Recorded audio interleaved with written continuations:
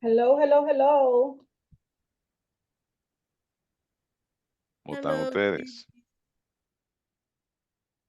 Happy Friday.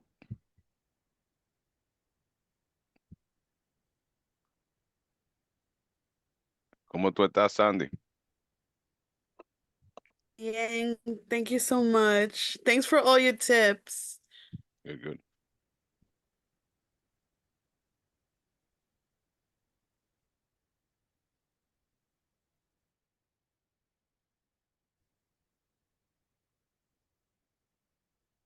Vamos a ver si la gente hizo su tarea.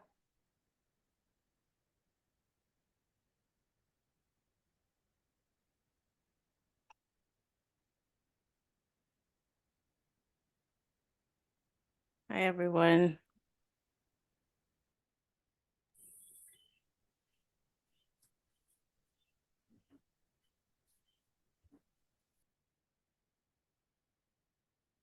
Okay.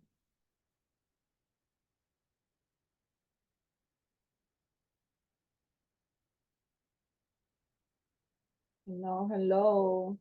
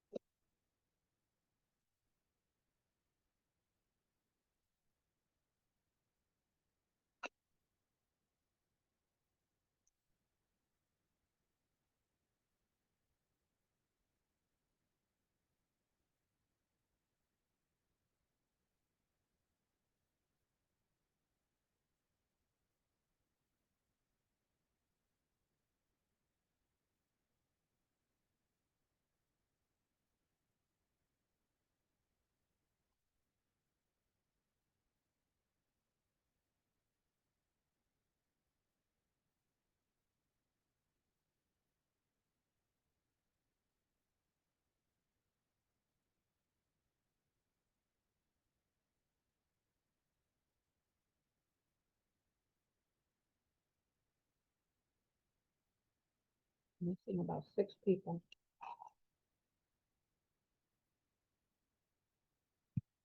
A la gente se le olvida que pagan su cuarto para la cosa. Están esperando que suba el café de la noche. Did everyone do their homework? Any crazy discoveries that you are comfortable sharing? I want to hear the chief may and the hot mess. I'm here for that. Personally, I just tried and I just Descaro. haven't really gotten responses. Gerald mentioned un tigre que tuvo 86 nietos last week. So if you have a story like that, yo quiero saber. I didn't find this out this time because I've been doing it for a couple of years, but I found out before that my great great grandfather killed someone. Oh my God. That's right. And he helped to kill somebody else too, like a También. big deal, a dictator. He helped in the killing of Lili. Who's that? Oh, He was a dictator in the like late He's 1800s. a hero. Your great grandfather is a hero. Yeah, But he because also killed some other guy, and it's Yeah, not clear well, in the why. same process. he got forgiven by killing the dictator. Ya, estamos empatados. that's Ulises Hero. That's Balaguer's cousin. That's it. Ulises. Yeah. Look at that. But he was Haitian, wasn't he? Yeah, Balaguer is also Haitian. También. Eso él no lo dice. Yeah, Balaguer's mother is Rosa Lespierre Hero. Oh my goodness. Hold How on. do you know all this, I Chisme? speak to Balaguer's niece every single day because she's an author, a children's book author, and we have a project.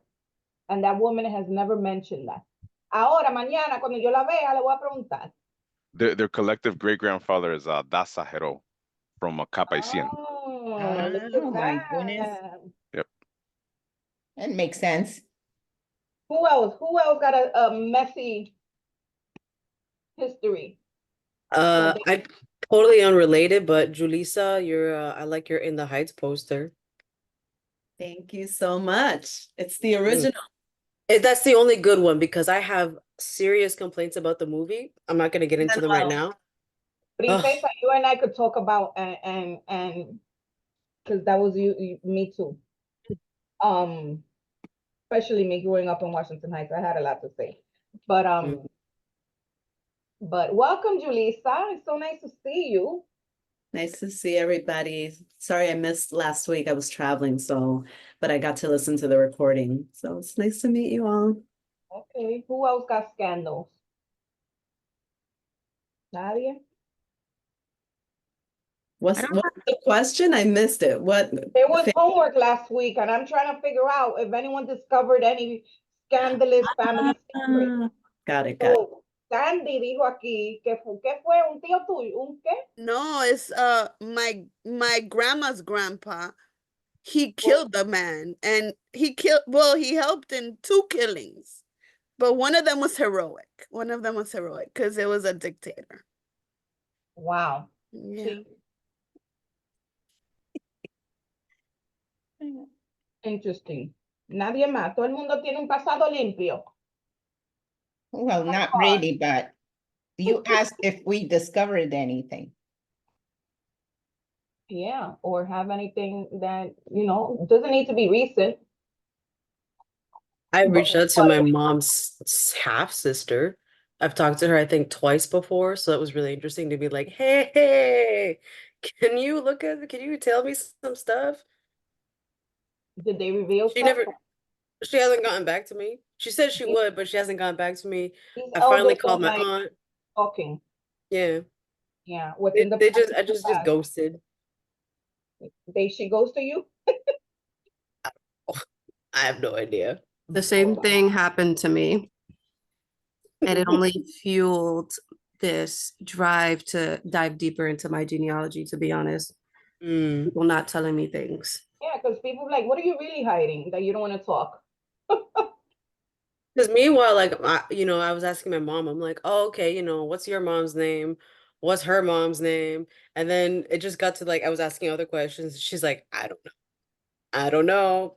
I don't know. And I'm like, this is what the class is for. It's okay. Wait, It's fine. and she's a half-sister product de un cuerno or what?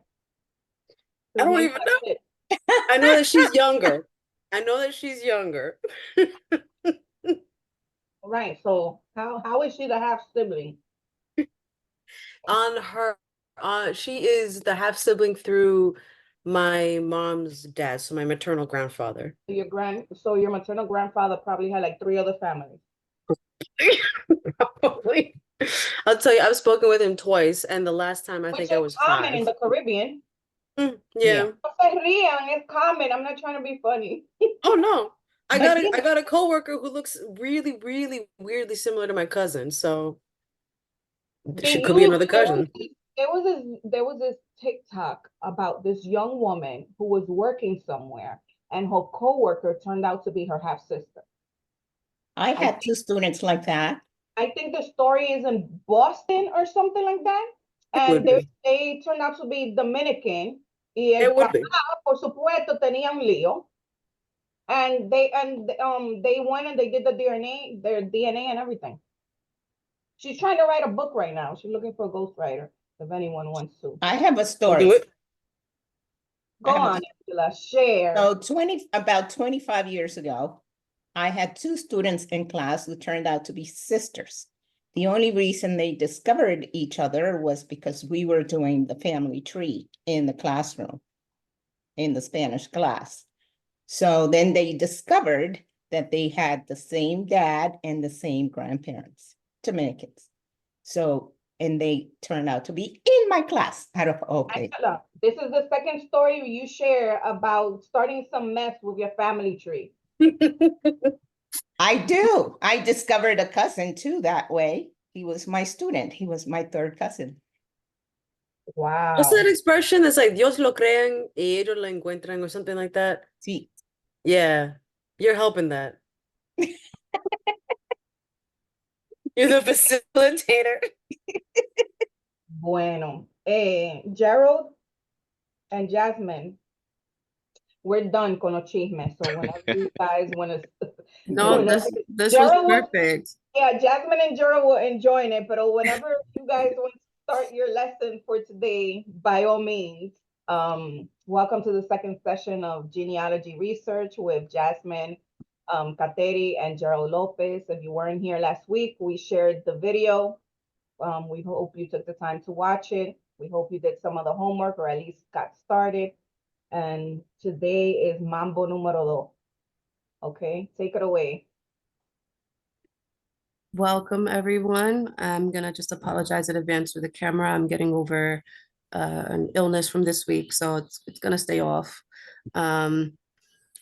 That was the first thing that we were gonna do, actually, was ask you guys if you discovered anything by talking to your family members, and I'm really glad that Angie opened the class with that question.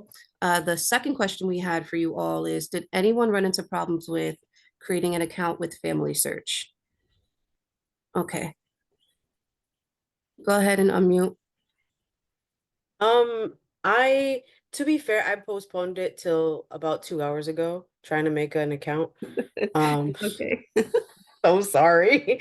And then I tried, and then it just kept saying something went wrong. I don't know what. I was trying to fill in the things. It looked like I had a unique ID. I just put like C instead of like my full last name, but yeah, I wasn't able to do it. You weren't able to make the account, or you weren't able to build out the family tree? I wasn't able to make an account. Okay. I can probably help you with that in a little bit. I do IT by day, so Gerald is your guy. I can help you with that. Yep. Don't worry. Did anyone else have trouble with creating an account?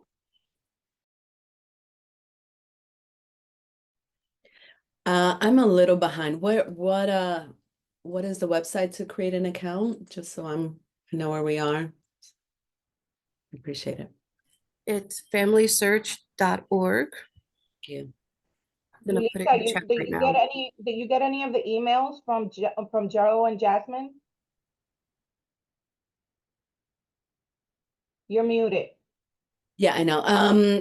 I am sure I did, and I took a look, but I didn't finish all of the recording, so yeah. But now Okay. I'm on here. Yeah, Family. in the email, there were some attachments Okay. that shared all the resources and the assignment. Okay, great. Thank you. You could go back. Just make sure that you did get it, and if you didn't, let us know so we could send it to you. Yeah, no, I know I got it. I looked over it, I skimmed over it, but I'm on Family Search now. So yeah, but thank you.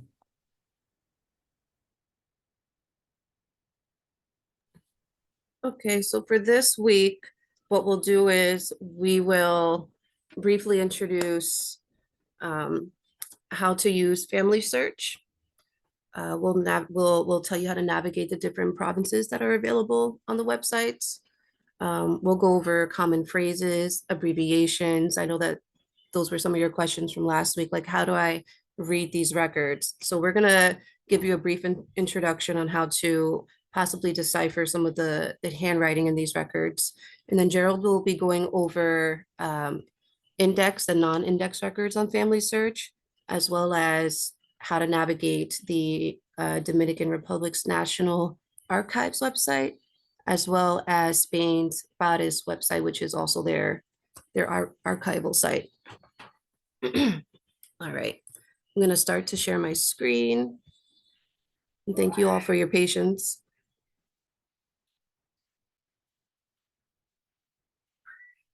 Let's see.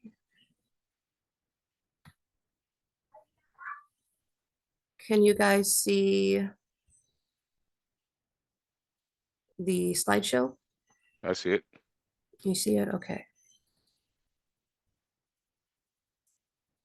There we go. Okay, so for genealogy purposes, Dominican Republic is divided into provinces and then has one district, the national district here, where you can also find the capital. And each province is divided into municipalities, which is considered the second level of organization. And then within those municipalities, there are cities and towns. So understanding the structure is important when it comes to records, as they're often, organized by province, by city and town. And records on family search are primarily maintained at the local level.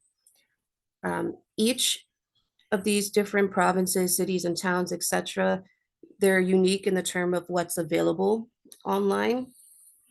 And this link on the bottom is where you can actually find this interactive map through family search. You can click on each province and it'll take you to that website. I'll send this in a link as well later on, either later on or probably tomorrow, depending on how I feel. Or Gerald can send it as well. So this is just copied and pasted from that family search wiki as well. There's birth records. And I know we went over this a little bit in the first week, but when you're looking for birth records, you can search through Catholic Church records. Again, just a reminder that it varies by town and city. So even though it says 1590 through 1955, it really depends on which city or town you're searching in. Dominican Republic baptisms, 1726 through 1924. Births, 1801 through 2006. The civil registration, 1800 through 2010. And for births, 1828 through 1917. And it's the same thing for marriage records. I'm not going to bore you all too much with reading dates. Again, you can find this information on that link that was over here on the bottom. And we'll send that right over to you as soon as we can. So it's important to follow these steps when we're looking through family search records. You want to have an idea of what your province is and then pick your city and town. So for here, we have La Vega, city or town. I might be butchering this, Jarabacoa. Can somebody tell me if I pronounced that right?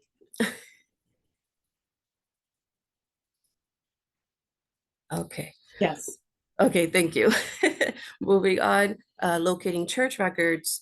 Again, province, city or town, and then you're going to want to figure out which parish that record could possibly be in. So again, La Vega, Jarabacoa, and then Nuestra Señora del Carmen. I'm just going to go on family search real quick. Can you all see the website? Yes. Great. So there are a number of ways that you can locate your province. First, we'll click on search. We'll go to records. I'm not going to go through this index portion because Gerald will go over that with you later on. And here where it says find a collection, we're just going to put Dominican Republic. And for this example, we'll choose civil registration. After you get here, you'll click on browse all images. We'll go to La Vega and we'll click on the city town locality, Jarabacoa. And this gives you all of the available uploads that you can choose from. And based on what you have on your data record sheet, you would click on, for example, if I have somebody that passed away in 1898, I would click there. Before I click there, this just came to mind, I'm sorry. Notice how there's a gap here from 1922 to 1945. That's something that is common when you're doing genealogical research for DR. So don't get discouraged if you come across that. You may come across some gaps in available records, but that's just a quick example of how it can show up. So I have an ancestor that died in Jarabacoa in 1898. So I'm going to click here. And what it'll do is it'll take me to a bunch of images, right? And each upload can contain multiple books, but we can go over that later on. Sometimes you'll find something that says it's a continuation of the previous role. That just means that you can look at the previous upload. In this case, it doesn't seem like that upload is available. So, and yeah, that's how you can access some of these records through family search. Please let me know if I went too quickly or if there's something that you didn't understand before I move on. I have a question. Yes. Okay, so I saw how we got to all of the images. How do we find that we're looking for, you know, Julissa Hermosen who passed away and blah, blah, blah of the thousands of images? Like, is there a search that Yes. we use? Because, yeah, I'm just trying to. Yeah, sure. Gerald is going to go over that in the Okay. next portion for the searching through index and non-index records. Great, thank you. Of course. There's another way that you can access records, and that's by searching through the catalog. And this is just my preferred method of searching. Sometimes things that you won't find in the other method that we went over, you could find here. Well, we're not in France, we're going to Dominican Republic. So we'll just type in the catalog, Dominican Republic. And for this example, we'll just click on church records. And it can seem like a lot at first. But you can always just click Control F, type in the town that you want to search. Click on the link. And it'll show you what records are available.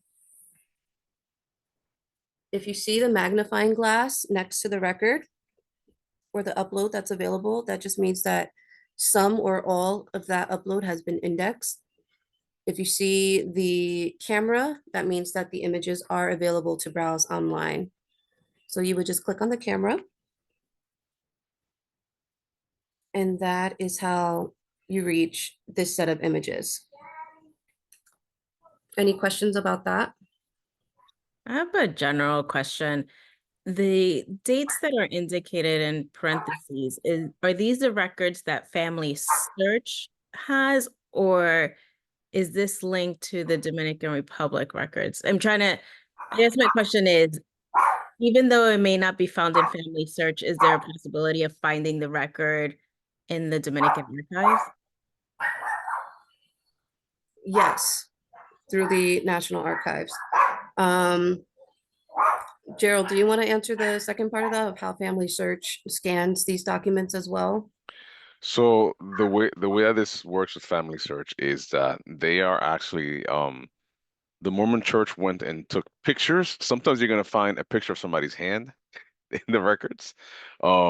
They went to the DR physically and they went to the churches and they took pictures. A lot of times in the 70s and 80s, I think it was the prime time when they did this, which is advantageous in case your record died in like 2010 from like a flood, se mojó. So that's how Family Search obtained these records. And the DR is very happy to give these because they don't want to do the work of indexing. They don't want to do the work of archiving these things. So as a matter of fact, I'll tell you from experience, I went physically to el Instituto de Genealogía Dominicana en la capital, en la calle Arzobispo Noel, cerca de la zona colonial. And when I went there, I asked the guys, I was like, hey, so how do I start? Basically, Dominican genealogy, they were like, go to Family Search. So si el instituto, because they know that Family Search has been indexing this stuff and taking pictures. And this also, and it's not something that is in the past. Also, I can tell you, it's something that they continue to do because you're gonna see sometimes, especially for the civil portion, you're gonna see more records get added. There's a space and time period that is covered. Like for example, I think it's like a 10-year period in the case of the Dominican Republic. Like records in the last 10 years are not online for privacy, but everything before that is definitely online. And most of It's us a here are lot old. different. It's a lot different than Puerto Rico, where they're not so willing to share their records. Yeah, over there they basically like in the DR they basically said we're not gonna do it. You're offering to do it, gracias. And because if you go to a civil office in the DR, you will notice how bad they have their indexing. Like you have to know the name, last name, and the exact date of the person's death in order to get a record in the civil office in DR. Or they'll be like, no, hay que buscarlo en un libro, eso está por allá atrás, you know. So this is they're really thankful to Family Search, is what I'm saying. But that's basically what they did, yes. Thank you. Mhm. Thank you, Gerald. Mhm. Did anyone want to go over the family tree portion of this website? Yes, I'd love to. Okay. So when you create an account with Family Search, you'll have the option to create a family tree. And Family Search is a little different from other sites like Ancestry, because once you create this family tree, every person gets a person ID, and that's just a unique code to each individual that you attach to your tree. So I'm just going to show you my tree, for example. And I'm going to add a parent for my mother. Just call him abuelo.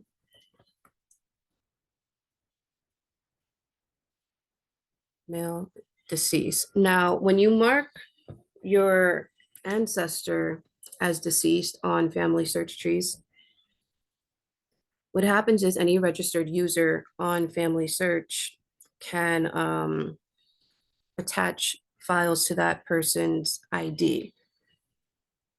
So like, for example, once you create a person, they'll get their own page. And I'm just using this as an example, somebody famous in DR, right? This is what his page looks like. He's attached to many different family trees.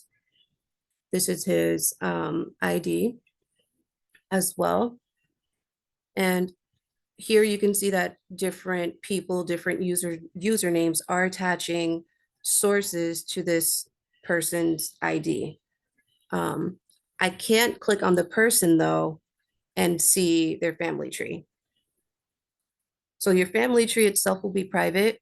If your ancestor is deceased, anyone can look at the person ID and attach records. So it's preference if you would like to create a family tree on Family Search, or if you'd like to use a different website like Ancestry.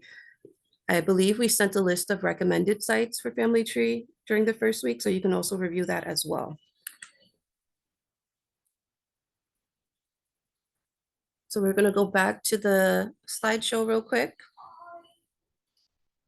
Can everybody see? I hope I did that right. Smooth. Smooth? Great. I'm struggling, but we're going to get through it. And I appreciate everybody's patience today. So these are just common phrases that you'll see in records once we start reading them and extracting the data that we need. You know, en la ciudad de, in the city of, nació in, born on, Gerald went over this, hijo natural, legítimo. Hijo or hija natural just means that their parents weren't married. Legítimo means that their parents were married at the time of birth. Any questions on this?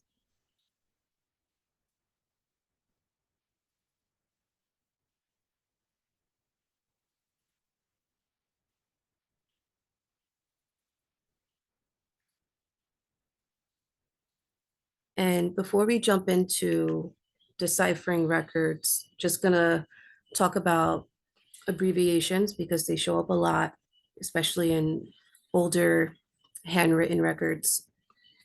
Just some tips beforehand. Many abbreviations just have the first letter, common words based on the document, like bautismo, you could have B, or it's the first letter and the last letter of that word put together, and that applies to names as well. Recognize repeated patterns, right? So some abbreviations are just phrases and shortened, like HL for hijo legítimo, for example. And understanding the context of the document as well can help you decipher what these abbreviations are talking about. Because just because you see the letter N doesn't mean it's nacimiento or nació, especially if it's a marriage record, for example. So understanding the context will help you decipher those abbreviations as well. And getting familiar with the religious and civil terminology, like it's not listed here, but padre for priest can sometimes show up as a P, or don can either be a D or a DN. Pay attention to dates and names as well. And abbreviations can show up as, you know, just the letter D, or A for año, or H for hijo. And we will be sharing a link or a reference guide that translates what some of these abbreviations can look like. And we're actually going to do some real-time practice. So here are some examples. You can start with Francisco.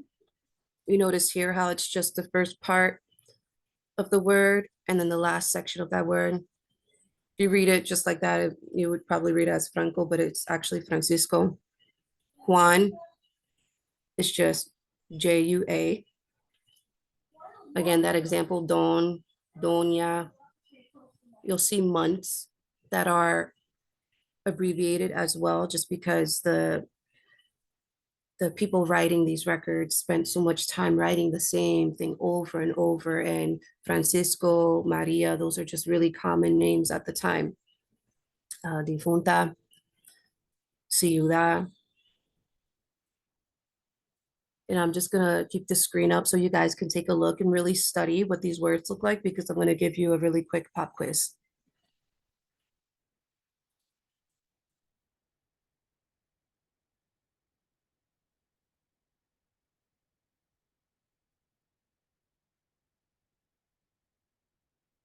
And just put a thumbs up on the screen when you're ready to move on to the next slide.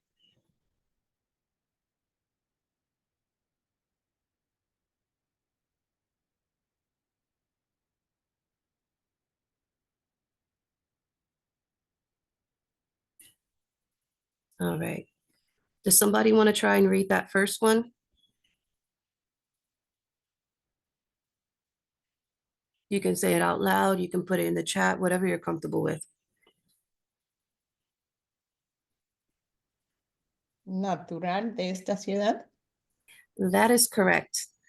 And I wanted to show this one to show you the difference between what a older record might look like versus an old record, but not so old in the handwritten sense. I hope that made sense. Does somebody want to give the bottom one a try? Ciudad de Santo Domingo. That is correct. That's spot on. That is the Ciudad de Santo Domingo. That's perfect. So these records, you know, it can feel a little intimidating at first when you have all this handwriting in your face. You're like, how do I read this? Does somebody want to give this one a try?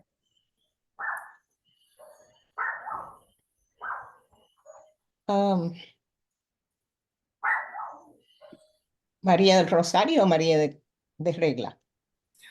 Wow, you got that one right. María de Regla.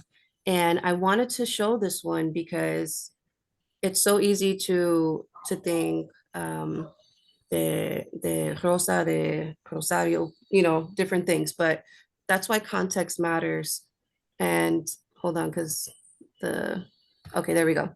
So it's important to read the document, even though it's abbreviated. Sometimes it's not abbreviated within the document. So that's correct. It's Maria de Regla. Amazing. That's all I have for you guys today.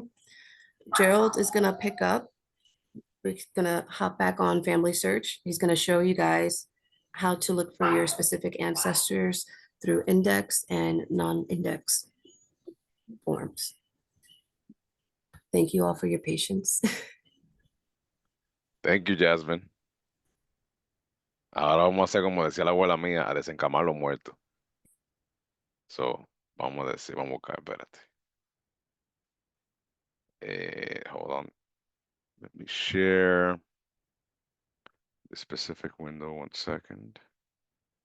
Okay. All right. So somebody did ask, like how to get to places. So I'm gonna briefly, once you start doing this a lot, you're gonna start. You guys see my screen, by the way, right? Yes. Okay. Yes. So, Yes. as you start doing this a lot, you're gonna have bookmarks like crazy because imagínate, it's just easier like that. But I'm gonna go from the beginning just so you guys can see how to get to the search, right? One way to do it is here's a page, right? You'll notice mine says in Spanish is because my browser is in Spanish on this one. So it's not gonna be much. Oh, that's my great aunt, which just showed up now. So there's a couple of ways to do it, right? So you can do, that's the thing about family search, right? You really have, it has multiple ways to get to the same place, right? Which might be a little bit confusing.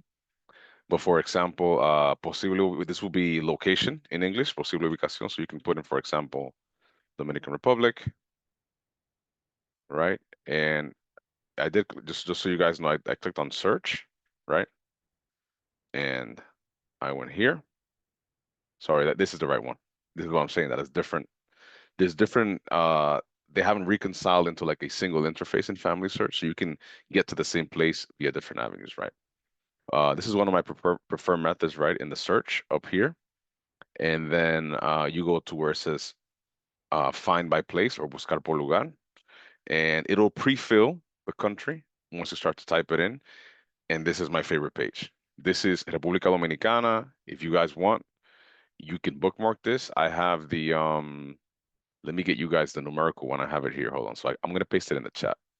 This is the language agnostic one. Hold on. Let me just paste it in the chat. Second.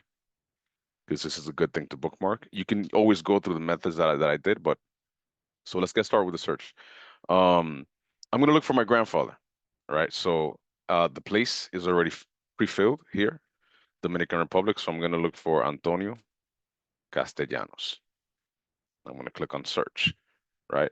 And you're going to notice one thing here that it's like, oh, I can't find anything, right? I wanted to show you guys this on purpose. Some like, again, family search has not reconciled all of the places where you can search for stuff. So you'll notice that where it says country or país y ubicación is empty. That's wrong. This is a specific place for an event, but you need to have this filled in, which is Dominican Republic, right? So I'm going to look for him again. And there are many Antonio Castellanos. Now, I know he was from San Francisco de Macorís, and as Jasmine showed at the beginning, it is good to know the provinces that the cities or campos that your family's from are in. There are a lot of, we're gonna provide more even. We have more resources for telling you the exact way to find out the city that belongs to what province, right? We can provide you guys a couple of links that give you guys a breakdown in case you don't know, but if you do, for example, here we have Dominican Republic, and I'm gonna put, he's from San Francisco de Macorís, so Provincia Duarte.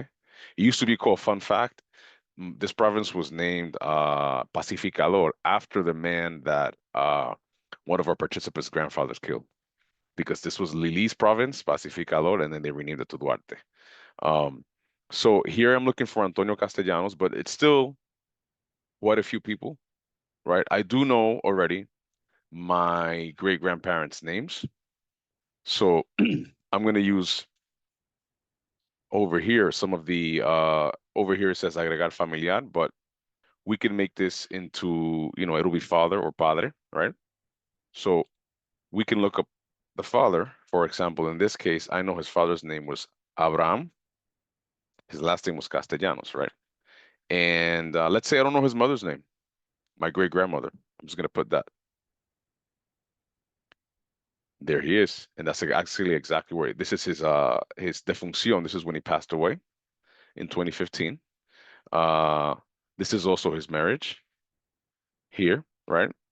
And generally in records, you want to document everything you find, deaths, marriages, baptisms, but they each have different credence. So for example, the marriages, the person is alive, right? And they are conscious. They're not a baby. They're not being baptized.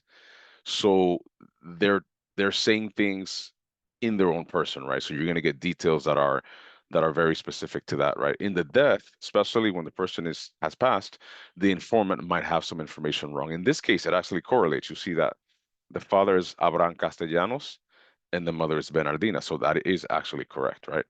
But I'm going to go straight to the marriage, and there is indexing already, right? So it tells you, right? And tells you his father's name, his mother's name, his wife's name, and the father of the bride, and also the mother. Well, in this case, this is wrong. And this is one thing, this is why we have to open the records. The mother's name is probably not Antonio, right? The mother's name is probably Antonia. So let's open up this record. Do you guys see a record now?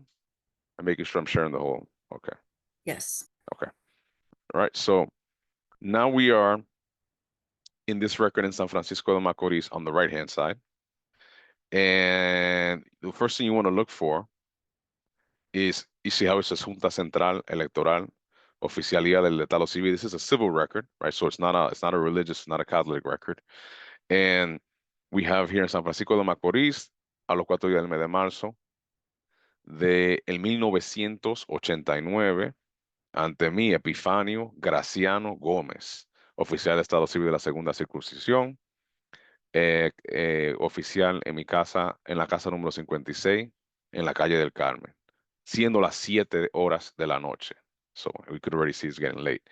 But to get to the meat of this, here we have my grandfather, Antonio Castellanos de Jesus. He was 60 when he was getting married, comerciante, his profession. He was how do you say comerciante in English? He was like a businessman. And we have here that he's Dominican. We have all these details right now. It has his birthday, exactly the 13th of June of 1928 in this city, right? And we have his parents' name, Abraham Castellanos, who's passed away, and Bernardina de Jesus, right? So let's get to the bride in this case, Confesora Hernandez Cáceres. And I say the bride because that's not my grandmother. This was his first marriage. And we have here, we go that she was from Aslor, and we have Evaristo Hernandez right here, and Antonia Cáceres, right? So the person, so you guys might be asking, who's indexing these records, right? And in the modern world, there are 2 entities indexing these records. It's people like you and I, and it's also AI. And AI can make mistakes, and I'll show you as an example of that later. But also we can make mistakes as people, because somebody can, these are volunteers that volunteer to index these records. Some of these volunteers are in the Dominican Republic. Some of them are in the US and in other countries of the diaspora. And some of them are not Dominican at all. So in that mix with AI, we get mistakes. So we have Antonia, in this case, get called out as Antonio, and that is not her name. One interesting thing about these records, you want to, when you search for them, right? If we looked at the search, it's got parents' names, right? And that, but if we go back to the record, let's see if there's anything on the second page. With civil marriages, they tend to be very long, and sometimes there's more information in the back, right? And yes, we do. So in this back page, we have a bit more information. First, there's the vows to each other. He's asking her si la recibe como esposa. Le dijo que sí. And she said yes back. But also, we have here something called habiendo teniendo. Now this says, declaro unidos en legítimo matrimonio al señor Antonio Castellano de Jesús y la señora Confesora Hernández. And then it says, los contrayentes legitimizan legitimizan a sus hijos. So now we have kids that were not declared during birth being recognized. Lourdes, right? We have Carmen as well, Carmen Leonides, and we have also Soribel Altagracia. So in this, that's what's important when you have a record, that's especially a civil record, to go and not just say, okay, I found everything here, but definitely if check to see if there's another page. There could be another page, right? In the, especially in the records in the 1900s, they tend to be half printed. So you want to make sure that you have that you explore all the avenues there. All right. So sorry to interrupt. I found similar things in doing my search. So is this saying that there may not be a birth record for those 3 children, but we're taking advantage of this opportunity and now including it in the national record? Is that how I'm interpreting this? Not exactly, but you're close. This means that they're being legitimized, right? As you know, the Catholic Church and the state has been really adamant about making sure that you declare your children. So they are probably declared. But if the parents weren't married, Lourdes La Niña, which we actually call La Niña still today, she would have been declared as Lourdes La Niña with her mother's last name, which is Hernandez. And Carmen Leonides would have been in her birth. She would have probably been in her baptism, in her civil birth, Carmen Leonides Hernandez, hija natural de Confesora Hernandez. But now that they're married, that changes. Now she can go and change her records. Now she can change her name, her cédula, and all of that into her, to have her father's last name, which is Castellanos. So they're usually not undeclared. Now, there are some rare cases where people forget to declare a kid, right, for like 10 years. And if that happens, then this will be the opportunity to declare them. But generally speaking, they do get declared when the parents are not married, but only with the mother's information. The way that the Dominican and a lot of the genealogy in Latin America works is that if there's no marriage, the father does not get mentioned. Por ningún lado. He's just completely absent. But the mother always gets mentioned. So you would have her as an hija natural. Did you have any other question around that? Ana Maria? Hi, my question is related to, so in the case of my mother, she was a child born out of wedlock. And her biological mother was like a washerwoman. And then she was given away to who I know my grandparents to be, but they're not biological parents. The question for me is, would my mother's birth record, as a person not born in wedlock, but even born in a caste not wealth, right? Would my mother, could she still have a birth certificate or something? Yes, she would still have a birth certificate. It is really rare for somebody to not have one in the DR. Okay. But it would be declared either under the people, or if, for example, her biological mother would have declared the person. Her biological mother would have probably been busy because usually las mujeres de esos tiempos guardaban la cuarentena, 40 days of eating like chicken soup and being inside. You couldn't greet nobody with like a horse that rode a horse and things like that. So usually the person they sent to declare the kid was somebody that was a family member or a friend. And they would have usually said, they would have asked them, who's the mother? And they would have said the mother's name. But if if the mother wasn't married, they just wouldn't say the father's name at all. And but to not have a record is rare. Usually there is a record. It's just, and then in some cases, the informants, if the person is, for example, completely an adoptee, the informants might say their names in that case instead of because they don't know the biological parents. Angela? With the expansions of las provincias, because now when I left there, and I was a little kid, there were 27. Now that's a whole bunch of them. And so places have changed. For example, my mother was born in Barahona, but now with the whole change, it's now called El Bauruco. So has the technology, whatever is on record, being reconciled with the new names of the provincias and the changes in, say, one town now belonging to this place or that place? I want to say yes and no, right? So generally they try to keep up, but some places might have the older names. Like when we look at the Catholic records, and I'm going to show you Anja in a little bit when I get to the index, which I'm about to do to get into the index portion. For example, Tamboril used to be called La Peña for a really long time. So Tamboril in Santiago is still called La Peña in the Catholic records and family search.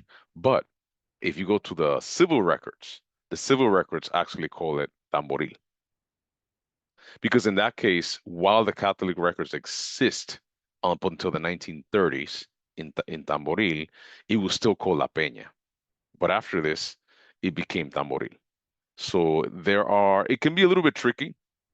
Provinces move, cities grow. But generally they're going to be in the same general sort of area.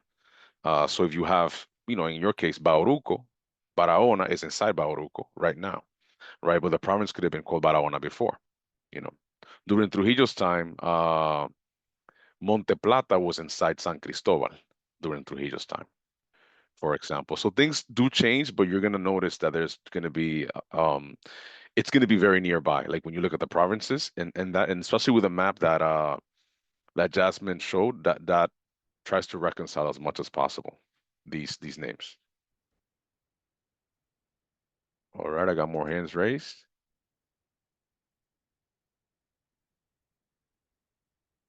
Julissa has a question. Yeah, I just found the name of my father's mother. I'm in family search and I'm trying to attach things to the tree and all this stuff. So I found my parents' wedding, document, which I know we have a physical copy, but like I'm curious about, my grandparents on my father's side because they died before I was born. So with this whole family search, when you click on the person's name, I'm just wondering, does it take me to their birth certificate? You know what I mean? Like, or you need to search their name. And now that I don't think I have the year of her birth because it's a marriage document. Do you know what I mean? Like, how do we kind of go down further? So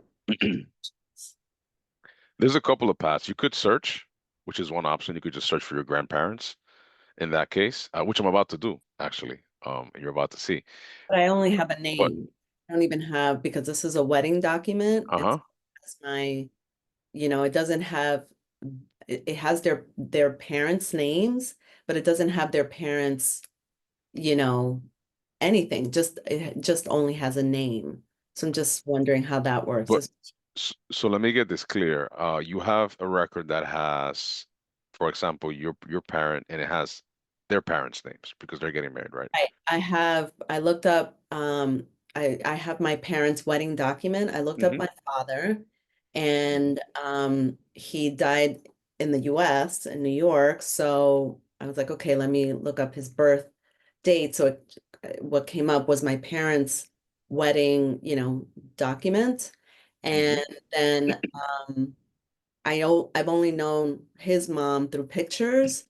And so I found her name, but I don't have any other information except her name. You know what I mean? So I'm just wondering how we go. Okay, so you have your grandmother's name, but you don't have your grandfather's name, essentially. I don't have my grandfather's name. Yes. Okay. So in that case, you want to make the play field as small as possible, right? So I'm going to show you, this is a really good example that you said, because for example, I need to find, let's say that I don't know my grandfather's father's name, right? Which is Abraham Castellanos. I know my grandfather is Antonio Castellanos because he carries his last name, and that his mother is, but let's say, let's say I don't know his mother's, who is Bernardina de Jesus, right? So I'm going to look up, I want to find that marriage of those two people, right? But I don't know the name of the bride in this case, which is his mother. So I'm gonna, sorry, let me do it your way, which is you don't know the father, right? So I'm gonna do it the opposite. I'm gonna put the bride, Bernardina de Jesus. This is the mother of my grandfather. And I know that she should be in San Francisco de Macorís because that's where my grandfather is from. And in his marriage, it said that that's where she was from, right? So I'm going to look her up, right? Bernardina de Jesus. Let's see what we get. Yeah. So I know that my grandfather's last name is Castellanos, right? And we have already here a Bernardina de Jesus. That's with a Jose Teodoro Betances Barrera. That doesn't sound right to my grandfather. And let's look at the record. And this person was born in 1984. My grandfather was born in 1928, so that's a lot of years of difference already. So probably not the same mother. I mean, unless he's having kids from 1928 till 1984, it's not likely. So you start to exclude the possibilities by what is physically possible. You know, like somebody can't. Usually, people are not alive after 110, etc. But in this case, right, you can look it up like this. And I'll show you another trick, right? And this is actually part of what I wanted to show. Let's say that you know that, right? This is my grandfather's name. And let's say I only know his mother's name, Bernardina de Jesus. So here I have his marriage already. How do I know it's him? Because really, there aren't other ones that have a Bernardina de Jesus as a mother in these records, right? So if I go down, I'm not gonna find, right? And if I Right. go back, so like let me find, I'll show you, I wanted to show you also to get right into the index. So we have, again, let's look up Bernardina de Jesus, married, right? Cónyuge, or in this case, it would be in English, her husband. And we don't know his first name, but I know in my grandfather's case, because his last name is Castellanos, that he probably is a Castellanos man. I mean, it's almost a given. So I'm looking for Bernardina de Jesus married to a Castellanos, and look at all these kids, right? Hmm. And if you know some of your uncles and your aunts' names, you're like, oh, ese Gregorio, el que me trajo los plátanos los sábados. So, you know, you start to realize and you start to connect. And you use a lot of uh logic deduction, Yes. deducción lógica. You sit down, you know, you do it slow and you're like, okay, does this make sense? Does this person, you know, somebody could have the same name, but maybe they're 50 years younger than the person you're looking for. So that can't be them. Um, so one curious thing to continue, you guys notice when I looked up Antonio Castellanos, bam, apareció el matrimonio de una vez, right? And I'm seeing Bernardina de Jesus, but let's look up, you know, now that we know his name, Abraham, let's look them up formally, right? You're going to notice one thing, the spelling changes in some, at least indexed, right? And I can open up the records. Some of them are Abra and Abraham, you know, Manuel with, you know, with an M, two N's, you know, this is all part of Dominican culture and most of Latin America, really. Um, One thing, curious, if you go, look at the top here, right? Colección, sexo, origen étnico. One warning, origen étnico is usually not accurate for Dominicans. Some of them might say Español and things like that. This was part of like when they index stuff in the 90s, and they just generally put everybody from Latin America as white. But it doesn't mean that when you look at the actual record, you'll find most Dominican records don't have a color or a race attached to them, especially not marriages, unless you're going back to either before 1822 or during the American occupation between 1910 and 1930 is when you're going to find most people that have any type of race or color attached to them. But to get to the marriages, you know, here I'm going to matrimonio, and it's like this is like something misindexed because it's like, okay, I'm not finding at all my Abraham Castellanos and Bernardina de Jesus. So what do? You know, first I go make some coffee, right? Then I go and I look. We sent out links on how to get to the to the front page of Family Search where you can find uh the full index, right? So let me open it up here. It's basically in Catálogo, right? You go to Catálogo, and this is to go through the records manually, right? So we know, let's open this up, but I'm going to go back to the search page just to show you guys something, right? So I'm going to go back to the search. I have this open already, right? I went to Catálogo, and I typed in Dominican Republic or República Dominicana. We'll get back to that in a second, right? And we go back here. One thing I want to know, I want to find the marriage. I don't have the marriage, but before I look manually, so I don't spend, the whole night looking for it, I want to find out when approximately my great-grandparents got married. So one way to do that, right, is let's look up the last name of the kids, Castellanos. Let's look up, we see how it says padre. In English, it will be father. Let's look up the father, Abraham Castellanos. Let's look up the mother, Bernardina de Jesus. And it's going to provide the same people, but in a different view. Okay. So look at this nacimiento portion.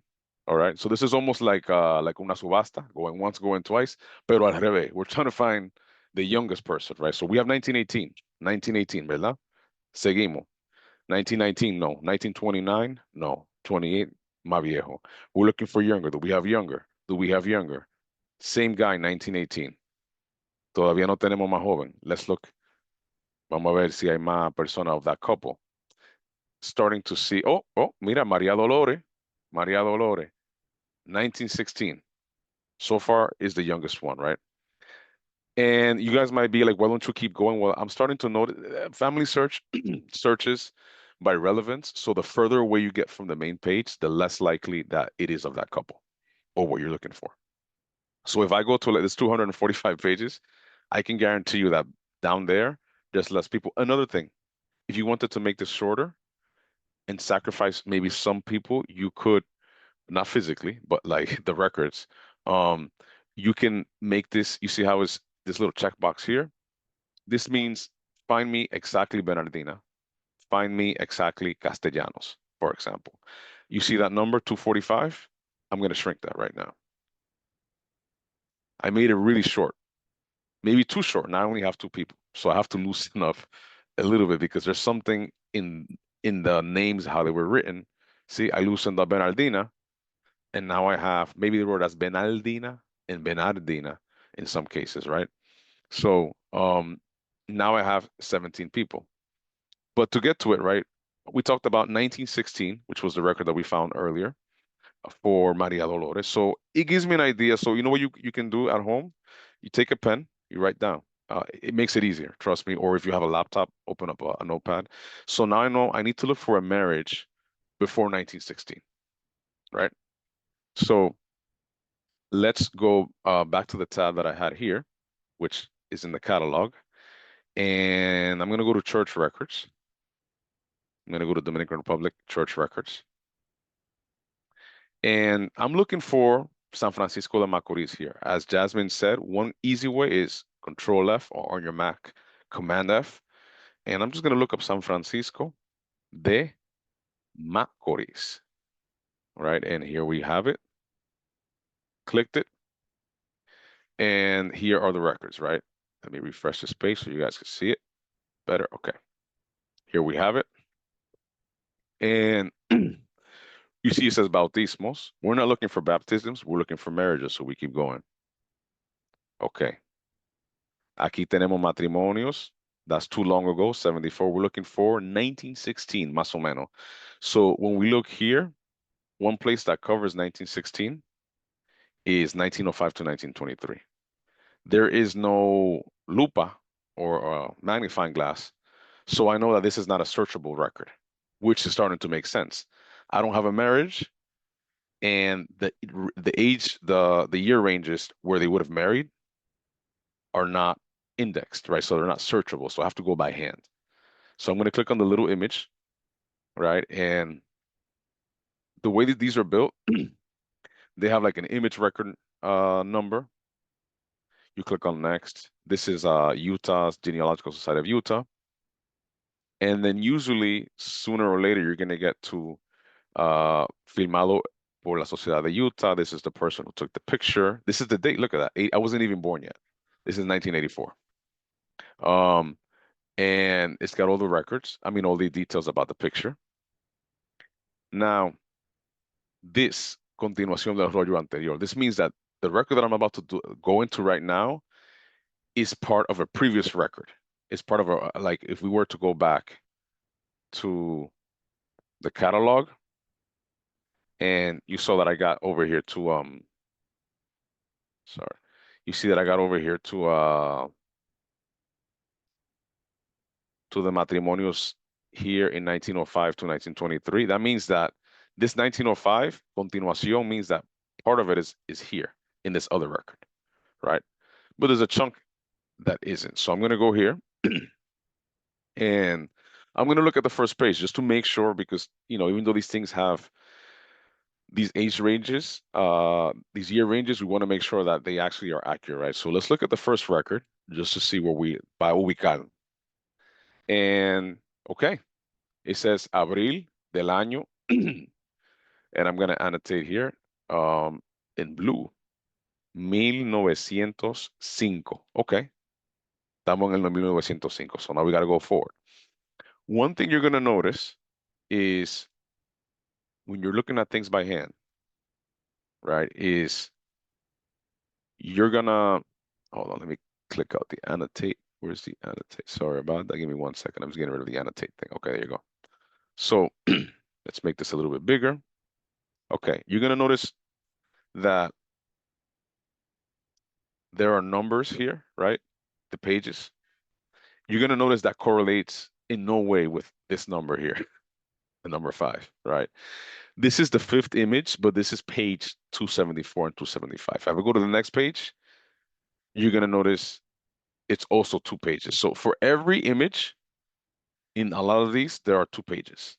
So if you did some math, right, and you went from 6 and you added, you know, 5 to 6, right, which is 11, I should be in 286. And there I am. Because for every image is 2 pages, right? So we're still in 1905. It interests us to go all the way to before 1916, and maybe not too much before, because that's when the youngest person we found was born. So let's go a little bit crazy. Let's go to page 100 and see where we are. Let's see if it's part of this book. And luckily we landed here, which is in a different, now it's in the next book, right? And it might seem a little bit messy, but as you navigate it, you'll get more used to it. They are in chronological order, so you will go from one book of one age to another, generally speaking. Now, if you didn't want to do that, you could click on these little squares here on the, let me pull out the annotate so you guys could see this here. You can click on this square here, and that lets you click that. That lets you see the images in this format. So you can see, if you want to get to a different book, you can do that. But however, I don't know the years that each book are, so I'm gonna stick to the one that I found here, right? And let me erase the annotation. 1 second. Erase that. Okay. Okay, so we're out of the annotate mode, and we are here in, this one is 1908 to 1914. This looks promising. This is only 2 years before Maria Dolores was born. And generally speaking, it takes 9 months, right, to have a kid. So you would think, let's estimate a year. So 1915 for marriage, if she's the youngest one, if they had her just right after getting married, if they conceived her after just getting married. So let's look in this record. Let's see what we have. And here we go to the next one. Oh, look at this. This is called a manual index, a handwritten index, right? And these are usually either by first name or they're by last name. In this case, they are by first name. And we're looking for who? We're looking for Abraham Castellanos and Bernardina. And the way it works is in 99% of the cases, the person listed is going to be the groom. It's going to be the man's name that we're looking for. That's going to, and sometimes they have it with the wife's name. So in this case, they do. Like, por ejemplo, Aristene de Circolín con Sinforosa Ortiz. Unos nombres excelentes de ese tiempo. So we're going to look for Abraham, right? So let's look. I'm not seeing him yet, right? And you guys are looking with me. Okay, todavía no lo veo. Todavía, I'm starting to doubt. I still don't see him. I still don't see him. Alejandrino, nope. So let's look on the right-hand side, and it looks like now we have the letter B, right? So they're not there. So let's go to the next page, see what we find. And look at that. Sometimes you get this. You get a continuation of a letter in the next page. So always miren para todos lados. Miren para todos lados. No se queda, no está ahí. No, sigan mirando. So we're going to keep looking here. Alejandro, Apolinar, Agapito, Agustín, Avelino, Antonio. But we're looking for Abraham. Míralo aquí.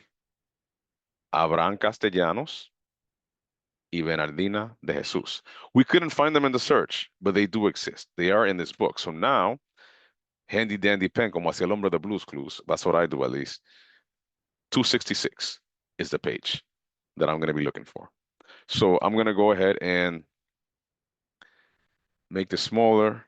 And now I know I need to go to page 266, right? So I want to skip through this whole index. These indexes are usually around 20 pages long, so or 30. So let's go to like page one, image 120. Let's see where this takes us. Okay, this takes us to page 10 and page 11. I want to go to page 266, which is where the record lives, right? So let's do some math, right? If we know that each image is twice the pages, if I add 100 to this, it's going to take me 200 pages further, right? So I'm going to make this, instead of 120, I'm going to make this 220. Ya estamos en la 200. We're getting closer. We're going to 266. And consequently, we can keep going. Let's keep adding to the numbers. Let's see where we get. We still have to go further, right? For those of you who are really good at math, you're probably able to do this in 1 or 2 tries. For those of us that are not as good, it might take more tries, and that's fine. You can go backwards, and I went too far because now I'm in another index, right? So let's see here. Okay. In image 250, I have the page 268 and 269. So now we can go by hand, click on the arrow. Let's get to 266. There it is. So here we effectively have the marriage that I was looking for, Abraham Castellanos y Bernardina de Jesús, right? And here we have the information we're looking for. For example, let me bring out the annotate real quick. I showed you guys a little bit of this in the last one. And you want to look for the genealogically relevant information, right? So we have, let me know if this is too, I think I can make this pen, hold on, let me make this a little bit thicker, hold on, okay. So we're looking for genealogically relevant, 22 días del mes de julio, 22 of July, 1914, right? So this is just 2 years before Maria Dolores. And we have some other information about the cura. That's good to know, but that's not super genealogically relevant. So we want to get to the names, especially, of the people marrying. And we have contrajo, is usually like the prefix. Abraham Castellanos, soltero, so he was single. Look at his age, 25 años de edad, right? And hijo legítimo, which Jasmine explained, hijo legítimos and hijos naturales, de Manuel José Castellanos y Brígida Espinal, difuntos. So in this case, his parents are already dead. But for the bride, we have Bernardina de Jesús, also single. She's 24, de 24 años de edad, so no se lleva mucho. Hija legítima de Martín de Jesús, difunto. y Micaela Jose. It doesn't say difunta next to her name, so she's alive. And she's probably making a sancocho in that moment. So domiciliados en Jaya, which is in this case a countryside town, un campo de San Francisco de Macorís. And also importantly, we have the testigos, like Manuel Ramón Espinal, which if you put two and two together, the bride's name is Brigida. Sorry, the groom's mother's name is Brigida Espinal, and we have a Manuel Ramón Espinal. Important. It's probably related to Brigida Espinal. Could be her uncle, could be her cousin. Y Juan Macho. So very, we found the record and it's not indexed. Not every family search, marriage, baptism, etc. is indexed for you to search easily. So it will take time to find some of these, right? Angela? In I had this a question. case, you can say que esa señora era jamona, because back in the 1920s, when she got married, she was 24. Women were getting married right around 14, 15. I do see it quite often. Yeah, I could imagine. Tal vez le hicieron una celebración.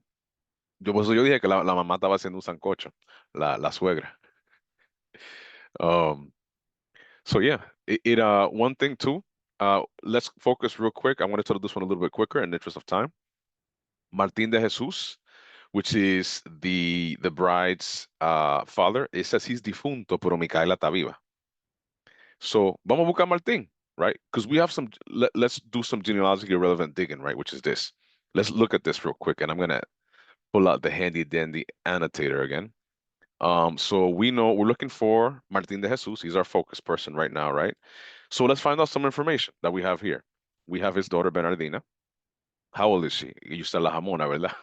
24 años de edad. She's 24, right?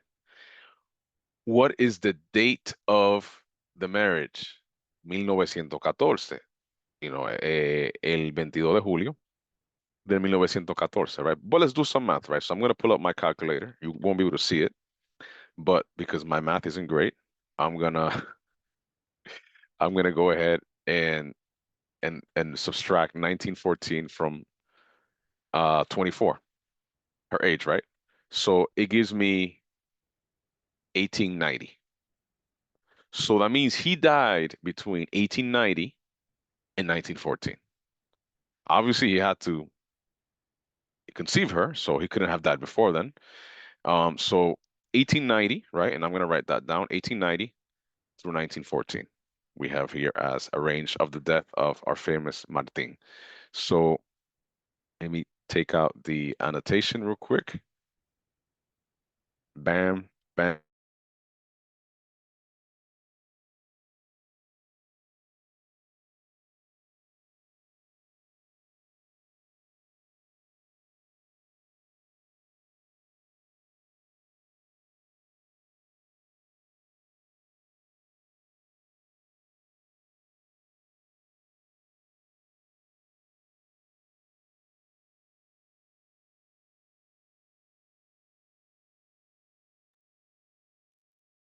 Did he freeze? Gerald, you there? I think he froze.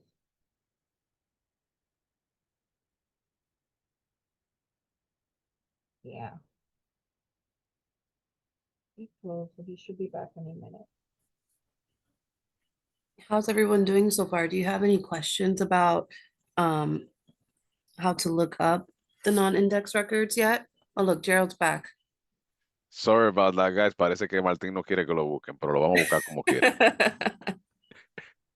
Right? So let's do it a little bit quicker. So here I am. Let me share my screen again. Let me share my screen. Okay, bam. Okay, estamos aquí otra vez. So vamos a buscar Martín. And we do have to go back to the index, right? So let's go back to the catalog. So I said 1890 to 1914, right? And let's go back to the catalog. We're going to go to the church. You can also use civil records, but civil records have some limitations with the years, as Jasmine posted. She posted a range. Technically, he should have a civil record, but we're going to go with church for this demonstration. So we're gonna go again, San Francisco de Macorís. And there's a little bug, you have to refresh. You know, it's a website, it's community driven, so it's not perfect. And now we're not looking for marriages, now we're looking for defunciones, right? And we can go, we said 1890 to 1914. So this one fits 1879 to 1934, right? And I already showed you how to look at the first pages, etc. So we're gonna jump a little bit high. We know that the record goes up to that to the early 1900s. So let's go halfway just to see. In this case, in the images, you can go back and forth as much as you want. But let's see. I want to see where this lands me. Let me see. Let me look at this here. So, bien, wow, este tipo sabía dibujar. Libro de defunciones. Corrí el día 3 de enero del año 1800. Oh, mira, right. This is not 1890. This is 1892. This is a little bit ahead of where we wanted. So we should, to be proper, we should go back to the previous record because he could have died right when she was born, right? So let's go back and let's be formal. See, here it says 1892 to 1914. But let's go back to let's go back a little bit more. We want to find the index to this one here. So I showed you the trick clicking on the squares. So let's browse up in the original record and see if we can spot what an index looks like. And you'll notice indexes look different from the pages because look at this. If you see the one I'm highlighting, if you guys see it, you'll notice if you could guess, this is an index and this is not a record. There's a difference. You see this has names listed. So this is the index I'm looking for. So let's see, because he could have died in 1890. So this is by first name. How do you know it's by first name? Because you're going to look at a lot of names. You're going to realize that these are technically first names. Sometimes there are first name, last names that are the same. Hay gente apellido Francisco, gente apellido Geraldo, gente apellido Jose. I'm a Jose, actually, as a last name. So, but when you see Eleuteria, Ezequiel, and Esteban, you know you're looking for, these are first names. So let's go to the M. The Martin, let's see if he's in here. Sorry, let me make this a little bit smaller. Okay, estamos casi ahí. La M, ¿dónde tú estás? Okay, Martín Alvarado, wrong answer. That's not who we're looking for. We're looking for Martín de Jesús. María, María, María, hay mucha María. Madre de Dios, ruega por nosotros. We have María, María, Matías. No. No, there's no Martín in this record. So we should go back to the other one that I was looking at, which is the next book in age, right? And so we're going to scroll back here. And let's go to one of these here. Let's go somewhere here. Let's see where letter we're in. We're in the G, so we're almost there. We need to get to the M. And again, this one is first name. There's Hijina de Jesús, tal vez prima, pero ese no es él. Vamos a ver. Let's keep going. That's the J, a lot of J's, a lot of Juanas, a lot of Joses, right? So you're going to notice common names have a lot more index people because those are common names. The M usually has a good amount of people, so let's see. Vamos a ver. There's Melchor, Maria de la O, which is, by the way, a name, Maria de la O. My second great-grandmother's name is Maria de la O Lopez. Maria de Jesus. No, we're looking for Martin. We're still looking for Martin. And you can do this at any place. Miro Martin, pero ese no es, ese Lopez. So we're still looking for Martin. This might confuse some people. There's a guy named Marte Martinez. Marte is a last name also, but you do have situations like that. And I still don't see a Martin. So let's go to the next page. Martin Vasquez, hold on. Let me just make sure that I exhaust my list. Más M's, right? So aquí I'm telling you, the popular names have a lot of people. So Martín Tejada, no. María, Miguel, still looking, still looking. And I'm doing this live with you guys so you guys can see that this is not a process that really has shortcuts. There are ways to make it shorter, but you do when you do an index, non-index records, it does take longer. So definitely hagan su café y de todo. Míralo aquí. Or that should be him. Martín de Jesus, right? And I'm going to write that down, page 189. And in the same fashion, the indexes are about 20 pages long. Sometimes you can zoom out and look at the page number, but in this case you can't, right? So I'm gonna just try to get to page 189, record 189. So I'm in page 8, right? And I want to get to 189. Let's add 100, not 100. Let's add 50 to this. Let's add 70 to this, right? Or algo así. Let's go to like page. Let's add 62. Let's go to page 400. Y estamos en la 112. We're getting closer. We're looking for 189, right?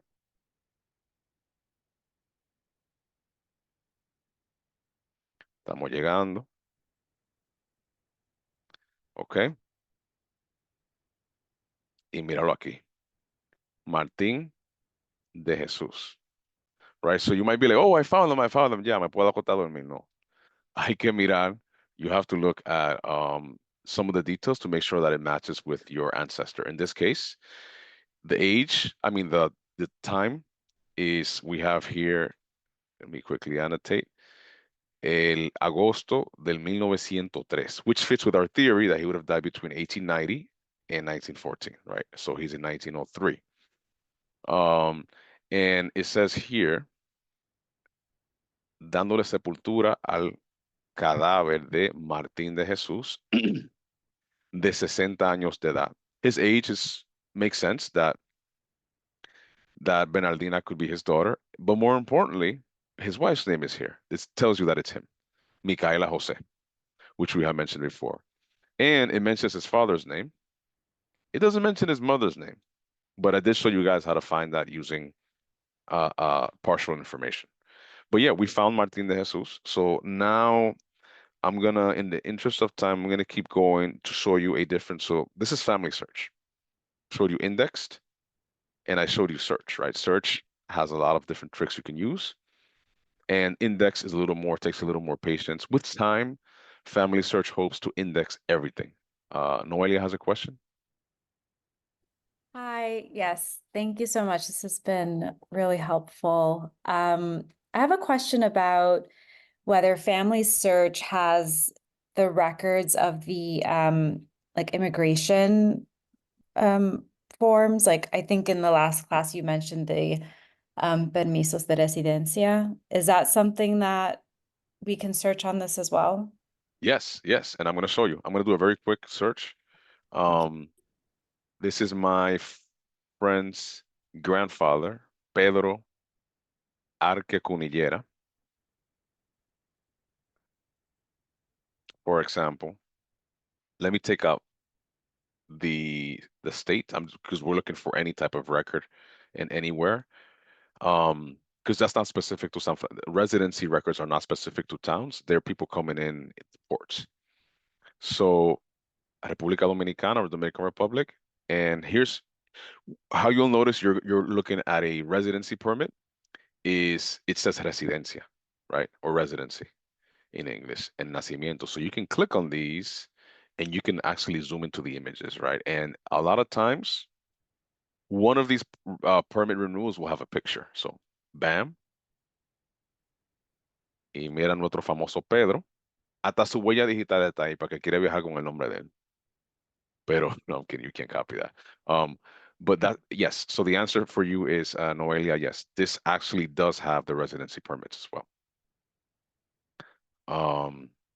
And okay, you're welcome. So let me show you guys now. My next one to show you is pares, right? And I already have the page open. We do have, like I said, Jasmine sent out all the links. And if you do need the link, just shout. We can certainly give you the links. No hay ningún problema con eso. But let me go to Pares now, which is the Spanish archives. And this is relevant when you have an ancestor that either traveled from Spain recently or has some type of fame, right? And I put that in quotes because it could be somebody getting in trouble. It could be somebody who had business, but it needs to be somebody que sea destacado, right? This Pares doesn't have archives for all of Latin America, or they just wouldn't have the space for every single person. Each country is responsible for their own records, but this has like notable persons' records, right? There's two links for Pares that we sent out. There is General Pares and there is Movimientos Migratorios, right? Movimientos Migratorios is specifically for people who immigrated, especially from the late 1800s to the 1900s into the Americas from Spain. And this one is more like historical. It can go all the way back to the 1500s. You might even see Cristóbal Colón, right? So we're going to look for here. Let's look up one of my cousin's last name, Salvat, which is rare enough that it's not going to be Humana Martinez, no Rodriguez. And it's kind of like family search. You know, it's your familiar searching type of avenue, but it's a little bit more empty as far as some of the things it has, but it has a lot of useful information already indexed. There are no manual records for these migratorio, movimiento migratorio, but you can find some of these. So for example, Andrew Salvat, who we have here, there's a record and there's a picture in this case of him. And you can download these. You can save these, you can print these, right? You can zoom into them as well, right? And this has a lot of different, this has a lot of details. Even has hasta el bigote lo tiene. Wow. This is even more detailed than the Dominican migratory records. So, because this is a Mexican migratory record of a Spaniard, Antonio Andreu Salvat, migrating there. So this is your gist, right? Let me go back and just show you again. This is your gist of the search, right? Movimientos migratorios. You have all these fields, last name. You can be as specific or as non-specific as you want. And this is going to help you narrow down. You want to narrow down as much as possible in all these things, especially if you have a common last name. So let me show you the other side of Pares, which is the historical side. For all of you history buffs, this one is really exciting for older stuff. So there's different categories here, con toda la palabra, con la frase exacta, con alguna de la palabra, con queso frito, con salami. Like you can choose however you want this. So I'm going to be, I'm going to look up, for example, Diego Colón. I don't know if you guys knew this in searching, and I'm going to show you. You can do a lot of different things. You can put things in quotes, right? This is like general searching in the internet, tips and tricks. If you put stuff in quotes, whether it's in family search or in Pares or anywhere else, this means only find me this exact phrase, right? Or you can just put it in here, la frase exacta Diego Colón, right? And I'm going to do that. This is Christopher Columbus's son, right? And I'm going to click on Buscar. And I'm getting records from the 1500s, obviously, because that man is not, ese tipo no vive en la 200 con Dykeman. He's definitely over in the 1500s. So we have a lot of different records, for example. And again, how is this genealogically relevant? I used Christopher Columbus' son as an example, but obviously you can look up people who are contemporary in here as well. So here we have him, but let's go back and let's look up, for example, let's look up the word Pichardo. And let's put the name of the place, because this is con todas las palabras. So it's going to try to find Pichardo and the word Santo and Domingo in one document. So Pichardo is the last name. Santo Domingo is the name of the colony. And if I click on search here, we have we have a lot of documents that are linked to the Dominican Republic. For example, Expediente de Antonio Pichardo Vinuesa, Sargento Mayor. Let me make this a little bit bigger for some people. Del Presidio de Santiago de los Caballeros. which is in the Dominican Republic. So we have here records for some Pichardos that are in Santo Domingo. So this is how you would use pares. Let me go over. I know that we are short on time because we want you guys to show us quite a few things. So the last one I'm going to show very quickly is el famoso Archivo General de la Nación, right? And we have some direct links, but let me show you guys how to get in here real quick. This is the page. Sometimes it's down because we do that sometimes in the DR's infrastructure. There's some stuff that se fue la luz. So servicios, right? And you want to go into fondos y colecciones digitales, right? Here. And consultar. It's not obvious. This is not very user-friendly, but it works. Consultar. And here we have access to a lot of different records. We have access to, in this search here, it'll look through all of the things listed here, which is fuentes orales, audiovisuales, which is like audio testimonies of some people talking about, for example, times of Trujillo. We have documentos textuales here, which are, if I click on it, and if you only want to search through those, you can do that. And this has these instead. It has archivos reales, which is where I got you guys that document in the last class about the woman who la que le tiró la pedra a la otra. That's from here. This is where you will find things like that. So if I go and let me go back to the general one, and I, for example, type in here, vamos a suponer que yo ponga Francisco del Rosario Sánchez, right? Probably going to find a lot of things because es uno de los padres de la patria. But again, I'm using people that are notable, but this counts for all of genealogy, right? So here we have some books, and it can get really wide because this is a very famous person, right? So I'm going to go back and I'm going to type in, for example, somebody, let me put in the last name, por ejemplo, un nombre que no sea muy común, Zorrilla, un apellido de Higüey, del Este, right? And still, I'm getting a lot of books, but I'm getting some. You see this one? This record here, let me highlight it. This is in 1743.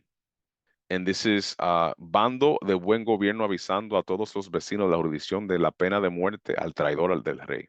That sounds pretty serious. And this is in 1734, and if you click on it, it'll give you a summary, right? Which is the one that I just recited. And it tells you where it was documented in el Archivo General de la Nación, Archivo Real de Higüey. So this is specifically in the town of Higüey. This is the date. And here we have, some of the categories, some of the people named in here, Pedro Zorrilla. And even the person who actually did the indexing got a mention here, Cynthia Rodriguez. Thank you. So in order to look at this document in its raw form, we want to go to Imágenes, right? This tab here. And this is going to open up either an image or a PDF. In this case, it's a PDF because it's taken a while.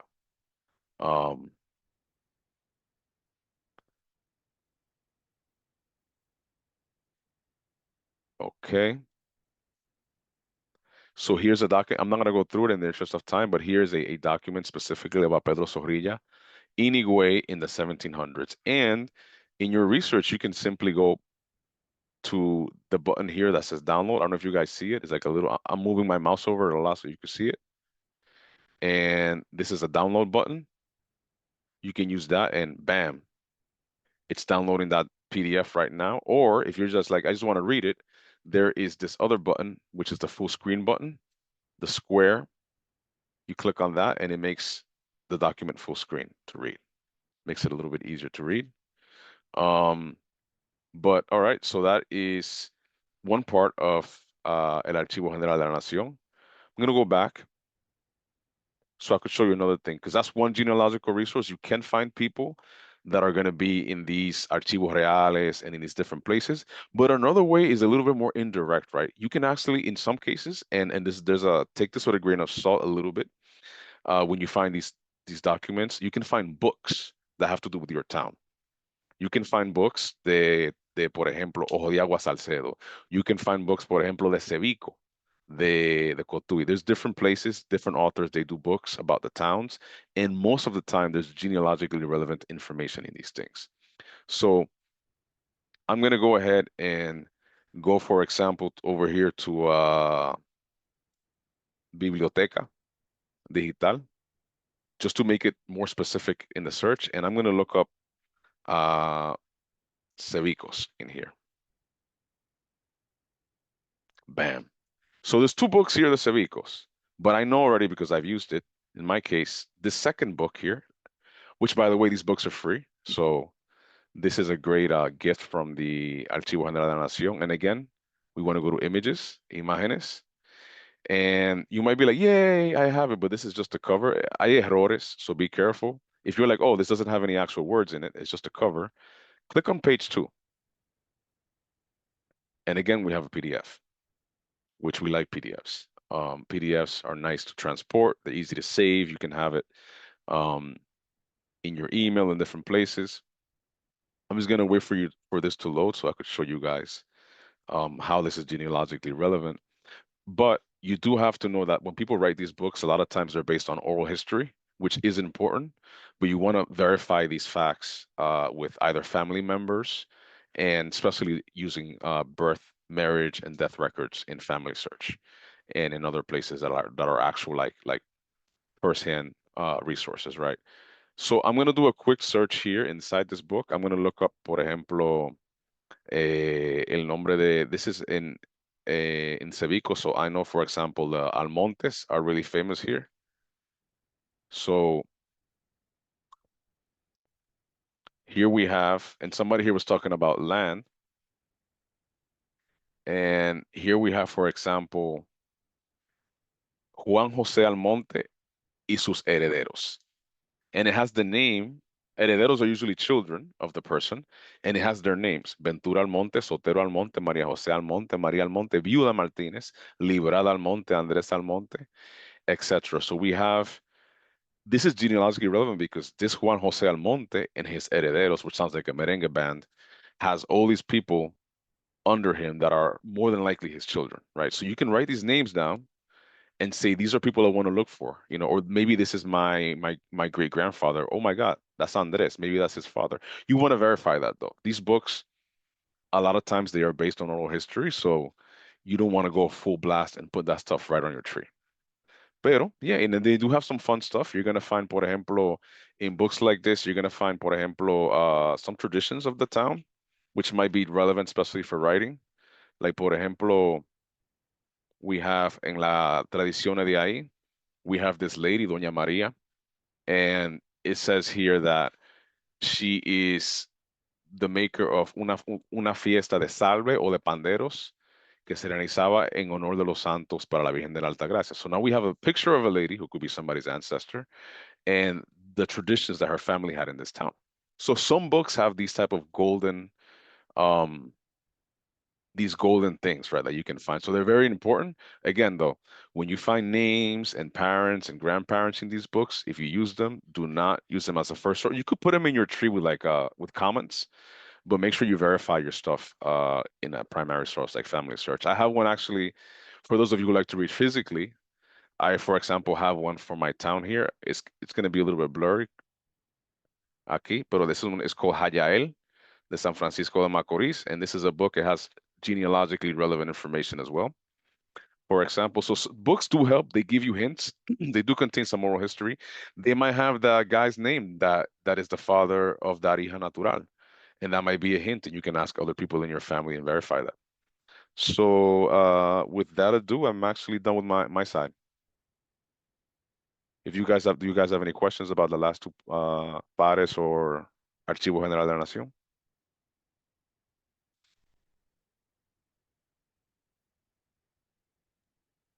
Breathe. That was a lot of info. I think Deep they're dive. they're still processing because el diablo. Eso de buscar a Martín se podía haber quedado perdido por mí.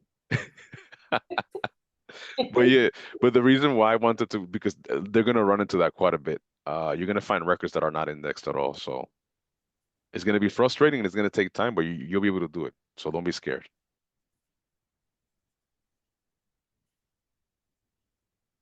Question, your hand is up, Angela, right? Yeah. And Jessica as well. And guess what? You guys are all young, but I'm an old lady. So I remember doing this in microfiche, and you used to have to go to the library and do this thing going like that Oh yeah. for 25 hours, and then you finally found the document. So computerized is a breeze. You know, we still actually use that at the New York Public Library genealogy section. Sometimes we get requests from people to use those. Jessica? I agree that this has been very informative, slightly overwhelming.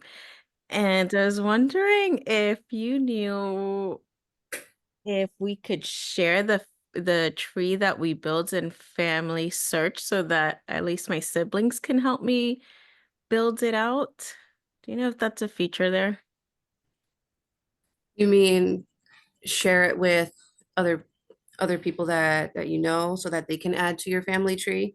Yeah, like a sort of like a collaboration platform that they can add to it, and I don't know. That's what Family Search is. It's they refer to themselves as the world's largest family tree because anybody can add a record to the person's ID as long as that person is not living. So let's say you add a person to your family tree. The algorithm, like if someone else has that individual, can say, oh, there might be a duplicate person. And then you can click and see if that person matches who you have on your family tree. Or if you have a relative who has a family search account, you give that person your ancestors person ID is what they call it, I believe. And they can go to that person's page, just like I showed with Francisco de Rosario, and they can add records to that person ID. I Thanks. hope that made sense. Yeah, yeah, it does. I know it's a lot. Generally speaking, with Dominican genealogy, it is going to be a lot. So please stop us at any time. If you have questions, that's why I'm always checking in because it can feel overwhelming at first. But once you get a hang of reading the records and learning how to search through the different databases and sources, it'll get easier.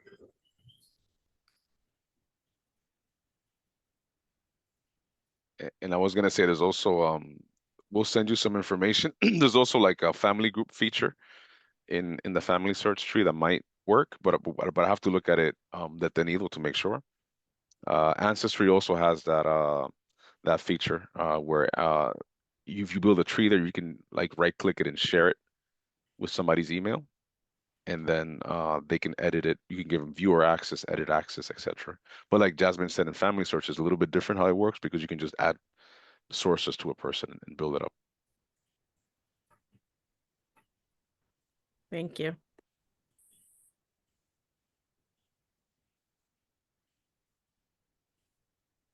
I have a quick question, actually, regarding the multiple variations of the spellings. Is there a way to combine the multiple profiles you find for one person into one, or are you just adding all of those sources to the one person on your tree? You mean like spelling in the records or like in the indexing, like when you search them?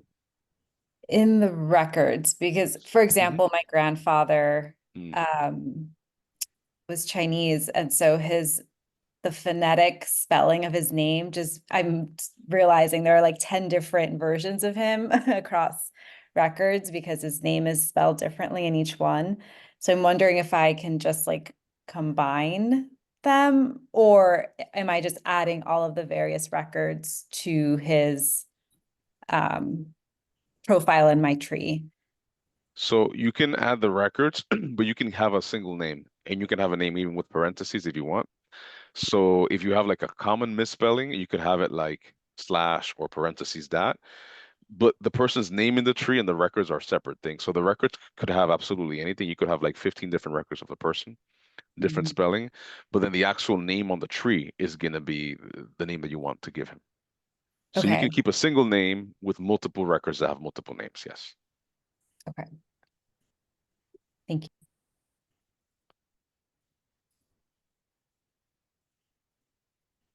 And Jasmine, did you want them to?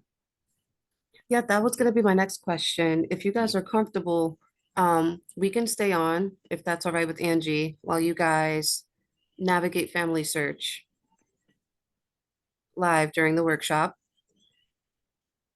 That way, if you have any questions while you're researching for the next 10 to how much long do we have, Angie?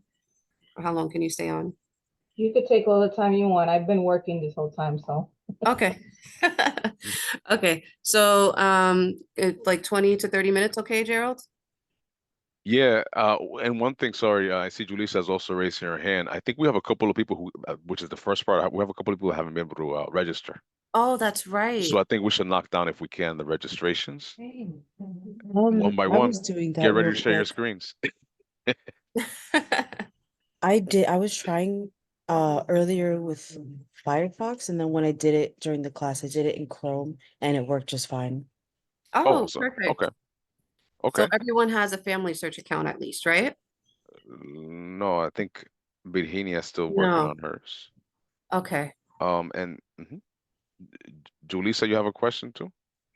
Yeah, I do. I am wondering, I looked up like my family members' records, and then when I tried to attach that record to my family tree, I wanted to add like my father and my mother from their wedding document as my parents, but it wanted me to, it was really weird. It wanted me to add my father as my husband, and I'm like, okay, I know I'm doing something wrong.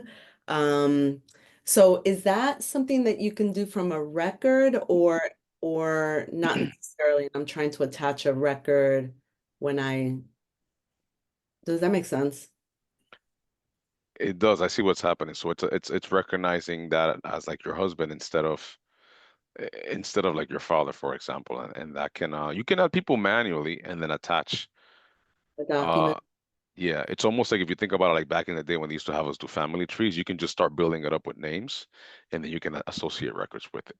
Okay, got it, got it. Yeah, yeah. Is the automated part is not the best, but definitely I would do it manually. I would put, especially like for example, in the case of the person here that has a Chinese grandfather, you're gonna have cases where like the records are gonna have really crazy names. So you want to go with something you know is the correct one. Perfect. Okay. Thank you. I've got to run. I've got a funeral early in the morning that I have to travel to. So, but thank you everybody, and it's nice to see you all. All right. I'll see you next week. All right. Take care. See you. Take care. See you. So do we still have Virginia? Are you still having issues with I'm actually, I don't know if you can hear me well, but I'm we do? actually on Google Chrome trying it that way. So if it doesn't work, I'll let you know. So, okay. Thank you. Cualquier cosa, estamos aquí.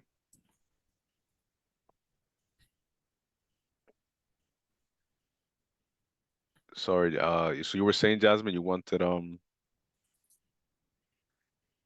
Oh, yeah, for like 20 to 30 minutes. And whichever record you're looking at that you might need help with, just drop the link in the chat. Gerald and I will take a look at it. I just dropped the one I was curious about in the chat. So are you okay with us reading it out loud, or do you want us to send Yeah. it to you privately? Oh, I'm you can read it gonna out, ask that because this is, still your family's information and these sessions are recorded. So I want to be mindful of what you're all willing to share or not share. I don't even know if this is the right person, so. Okay. Mercedes Daisy Gomez. Gerald, did you open up the record yet? Yep, I have it open. Okay. So which part were you having trouble reading? Do you want to share it? So like my screen? No, not. I'm saying Jasmine in case he wants to share so we can see it. So you can tell us. Just kind of in general, like it was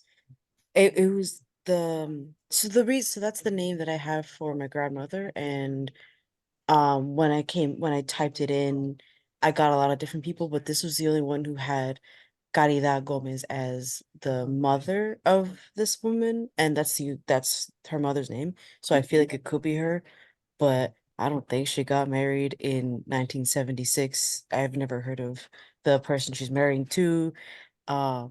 So I'm just like, oh, I don't know if I'm reading it right. I don't know if this is saying one thing and then the record is saying another, and it just was like mislabeled. And then when I go in to read it, I can kind of understand the parts that they're saying with Bolivio, but once it gets past the part where it's like sello renovado número, like whatever, hijo del señor, blank, blank, blank, y de la señora, after that, it's just a lot of it's a lot. I just can't read it. This Very person definitely wrote like a doctor. Some people wrote. It's funny because my mother did medicine in the DR. She writes so much better than me. But Mine too. She did medicine here, but still, yeah. so one thing I wanted to ask you, the first thing is, this is your grandmother, right? Possibly. Okay, possibly. And how old do you think your grandmother is, or do you know how old she is? So she was supposed to have been born in like 37, but this record said that they were born in 38. Okay, so it's not too far off. So it's possible that Right. this could be your grandmother. Was she born in Santo Domingo, or does she live in Santo Domingo? She definitely lived in it, but we don't really know if she was actually born there or Okay. near there. It's one of those like when my aunt actually gets back to me, I'll have more information, but as like a starting point, I don't know too much yet. So we would probably classify this as something that is highly likely based on the name Caridad Gomez. That's a name that you already had, right? For the mother of your grandmother, and as well as the year of birth. We can't say for sure that it is, but we can say that it's highly likely that this is a document for your grandmother based on the location, the mother's name of the person that this document is about, and the year of birth. And one thing to add to what Jasmine is saying is that people didn't necessarily get married at like the proper time. They didn't just be like, oh, estamos jóvenes, vamos a casarnos. Sometimes people were like, el diablo, no nos hemos casado. So like they would they would get married like in their 60s and 70s, or like much later in life. Because sometimes people would start like annoying them, and they're like, you know, vamos a casarnos. But like, so Thing you is were that by then she was already living in New York. okay. See, that's an Yeah, important. right. And I'm Yeah, like, well, exactly. that could still have happened, but that's not the name of my grandfather. So That's I'm an like, well, I don't know, like something could have happened, but so as far as I know, she never remarried. he's not last name is Florian, no, is he? Not at all. Okay. That's interesting to because yeah, so the Right. location part, you agreed to, Jasmine, right? The location part is important Mm-hmm. of where the person was living at the time. This is in 1976. Mm-hmm. But it is almost curious that somebody has the same name and a mother with not a common first name, Caridad, is the mother. And she's off by 1 year. Right. Yeah. And this is the only one when I was looking, everyone else was like Mary Mercedes or like something else. Like the combinations weren't right. Nobody had Caridad for a parent. It was so like this is the only one that's close, but it's very mysterious. You know, and it also doesn't say a lot of times when you would have viajeros or viajeras that will go to the DR and marry, and it would normally say, you know, residente en el Bronx, descendada de Mm-hmm. Nueva York, but this one doesn't say it. This one just says Nacionalidad Dominicana de esta ciudad de 23 de octubre de 1937 de esta ciudad. You know what's one way you could verify it? This would, but you would have to ask her. Um, and that or contact the la Junta Central, but her cellular number is there. 77445. 77. It says so if you look at Yep. Can you guys see it? She has the mouse over it now. Mm-hmm. So that's 7745. Serie Primera. Each serie in the DR is a province number. Province is a number. Number one is the capital. So the other ones I don't memorize them unless you're from I'm Serie 56, because I'm from San Francisco de Macorís. And I don't know that many others. 57 Pimentel. But yeah, in this case, that's her cedula number. So if you write that down, you might be able to find something in the junta. Or if she has a physical cedula in front of her, you could be like, oh, it matches. So that's her. So cuéntame, abuela, what happened? Oh no, she died in like Oh, the 80s or 90s. Yeah, that doesn't help, does it? no, but you could find stuff in the Junta Central to verify that. Okay. That was with the archives, right? This is in a separate thing we have called Junta Central information. You might have to call them, but after the class, email me. I might be able to help you with something. I have some connects out there. I don't think you're gonna Okay. have to call. Okay. Thank you. Just looking at the back of this document too to see what else, Oh, what other information there might be. It's about like a little people. The testigos. is let me interject real quick. Is her middle name Daisy? Yes. That's a lot of coincidental information. It is. And I will tell Again, you what, I'm highly looking at this likely. handwriting, and I know she only was educated to like a third grade level. And I'm like, that's looking like some third grade handwriting. Wow. It's looking real familiar. Well, not familiar, but like it's very interesting. I'm just shrouded in mystery. It's possible you might have an exciting story for Angie the next class.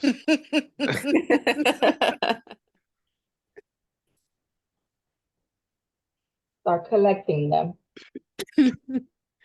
By the end, I'll have a whole novel. I wasn't even planning on it, but Yeah, no, I'm thinking about opening up a call for submissions for you all to share your experience in researching your genealogy, or maybe any discovery you might want to publicly share with us that we could publish That sounds like an amazing idea. for anyone who's interested. Because yeah, anything could have happened. I'm just thinking about it also from a cultural lens. And sometimes, depending on the person, sometimes people got married. In this case, it's not for papers. Well, or maybe it is, but she didn't. She 90 could Day have Fiance. she could have not specified her her origin, like where she was living. I could see that. You know, because You never know. I I would say would, that's you know what? Do you know what? Seeing that there's handwriting on the back of that, I didn't think to look on the back. I could ask my mom if that was her handwriting, because she would know. and if she has some of her belongings, she might have her cedula, because that's a very important document that every Dominican had to carry for a long time since Trujillo. There's the other part where a lot of stuff was lost. It's like the Library of Alexandria, but it's just my family history. Oh, yeah. Did you have any other questions about this document? No, I think a lot more are gonna come up, but I don't know them yet. Whatever you're saving, though, just make sure you're citing your sources. Mm-hmm. That way you know if you want to come back to it later, you know where to find it. Mm-hmm. Is basic, but my Spanish is elementary, so I do need some help. Can I share? Yeah, you can share. So this is my dad. Can you see? Yes. Oh no! Oh, you're sharing your screen. I don't think you can if you're not a co-host, right? Oh, okay. How do I do? So how did Princessa do it? Hold Uh, on. I think Angie has to do it. Oh, okay, okay. Okay, Isabella, I need to give you co-hosting. Because the way Princesa did it was she shared the link. Oh, I could do that too. Oh, I'm a co-host now. Okay. Sorry. Thanks, guys. I dropped off for a second accidentally. Okay. So, whatever. Yeah, this is my dad. This is the doctor Mm-hmm. Yes. that birthed him. Okay. Yeah, that por antemino, not that birth. Well, maybe in this case, it's actually no. This is the if you keep reading in plain text como nosotros decíamos en Molden, it says oficial del Estado Civil. So Dr. Lewis Ricord is the official of the civil state. So he's basically a government employee. Okay. So probably not a doctor. He's a doctor by profession, but I don't think Okay. that's the doctor that, yeah. It just happened to be number 21 as well, the office. He's born Yeah, on the 21st. Okay. that's the name of the office, yeah. Or the number Okay. of the office. And this is the street. Okay. And the time of This, his birth. Oh, this is the time of his birth. yeah, 8:30. Cool. You could do an Okay. astral chart. Yeah. 8:30 in the morning. Birth chart time, puppy. What is this 30? Oh, the dad is 37. Yes. And what's Pueblo Nuevo? That's In a this, town. yep. In this case, this is Pueblo Nuevo, and more specifically, if you keep reading, is I mean, if you look at the title, the big letters, it says Santiago in the whole record, like at the very big, sorry, like the whole thing, Okay. it Yeah, says yeah, yeah. Santiago, so you could kind of deduce, which is a word I made up in my head, but decir deducir. But you can say that is Pueblo Nuevo in Santiago. And what's sastre? It's in English. Seamstress. A tailor. Oh, I did know that. Okay, I didn't know that word. Okay, okay. Thanks, guys. I just want to get it all in. What's 31? So it says serie there. First of all, before 31, that's his cellular number. That's his ID number. Serie 31 is the province that he's from. And that is province number 31, and that's a cellular number. So Okay. usually the IDs in DR had a number, and then they have a hyphen, and then they have that numeration of the province. I know this information. What's una/45? 1:45 in the afternoon. So that's when he was born, not the 8:45 up here. The 8:45 was when the person showed up to record this document. Oh, okay, okay, okay. And then I guess this is the good stuff down here about the marriage. Oh no. Sorry. Control plus plus. Oh, there you go. Tell me all of this. I don't know. So Santiago Rodriguez, which is, we call that La Línea in the DR. That's towards the border with Haiti. Santiago Rodriguez, 20 of November 1933. That's when he was born. Specifically on the 20th of November, because again, like Jasmine said, the top part is the date and the time of when he was declared by that person. That's when that person went there. This is when he was actually born, 20th of November 1933. But who's this? Who's Santiago? No, that's the name of the town, Santiago Rodriguez. Oh. So even though this is declared in the town of Santiago de los Caballeros, there's a different town to the left of it called Santiago Rodriguez, and there's a lot of cows and cheese. It's really good. You should go. Santiago Rodriguez is different, right? And then November 1933, and then it says, first of all, one thing is going to make you go back. You see how it says, go back a little bit? It says, hijo del señor declarante in the middle right now. Yes. You see that? That means the person who declared him up top is his father. So you want to look at his father's name. And it's Wait. What? Hold on. What? Who is the father? So Do you remember where it said 8:30 in the morning? Yes. Right after it says 8:30 de la mañana, there's a word there, compareció. And señor, that means this person, Gerald, help me out. This person showed up, right? Domingo Antonio Espinal. And he was 37 years old. Okay, yes. Married. So that's his father. Right. Okay, so that is true. Okay, that I know. But then who's Santiago? No, he was born in Santiago Rodriguez. That's a town. Sorry, guys. Sorry, guys. Thanks. Thank you. Thank No, you. this is what we're here for. Okay, This good. is I confusing. hate to be like that one, but I don't know Spanish that well. So, I don't either. I learned Spanish through genealogy, okay, cool. so no Okay. worries. I can read it. Speaking it is a different breed. So, but he wasn't born in November. So what is this about? What is 1933 about? Well, when his father went to declare him, that's what he said. That's what he said about. That's what your grandfather said about if this is your father, about your father. That doesn't mean that it's accurate, but it is what he said. That's what he said his birthday was. Yes. Oh, okay, okay, okay. Well, no, that's when your grandfather said your father's birthday was. So In the 1933? well, who's this person here? Is this your father or your grandfather? Manuel is my dad. Domingo is his father. So that's your grandfather. Okay. My grandfather, yes. So this would make sense if this was the grandfather's. sorry, yeah, sorry. I'm reading. Yes. See, Okay, okay. I yeah, was like, you're this right. You're doesn't right. make sense. Okay, okay, You're cool. right. Yeah, Yeah, it's confusing because they left that gap between declarante and where the father to this person's record was born. So your grandfather was born in Santiago Rodriguez and on the 20th of November in 1933. Okay, The and then date, the date of your father's birth is up top. right. Yeah, they did it different backwards in this one and not together. So un poco confuso. Okay, now what's this 33? What is this part? So That, Altagracia is, go ahead, Gerald, I'm sorry.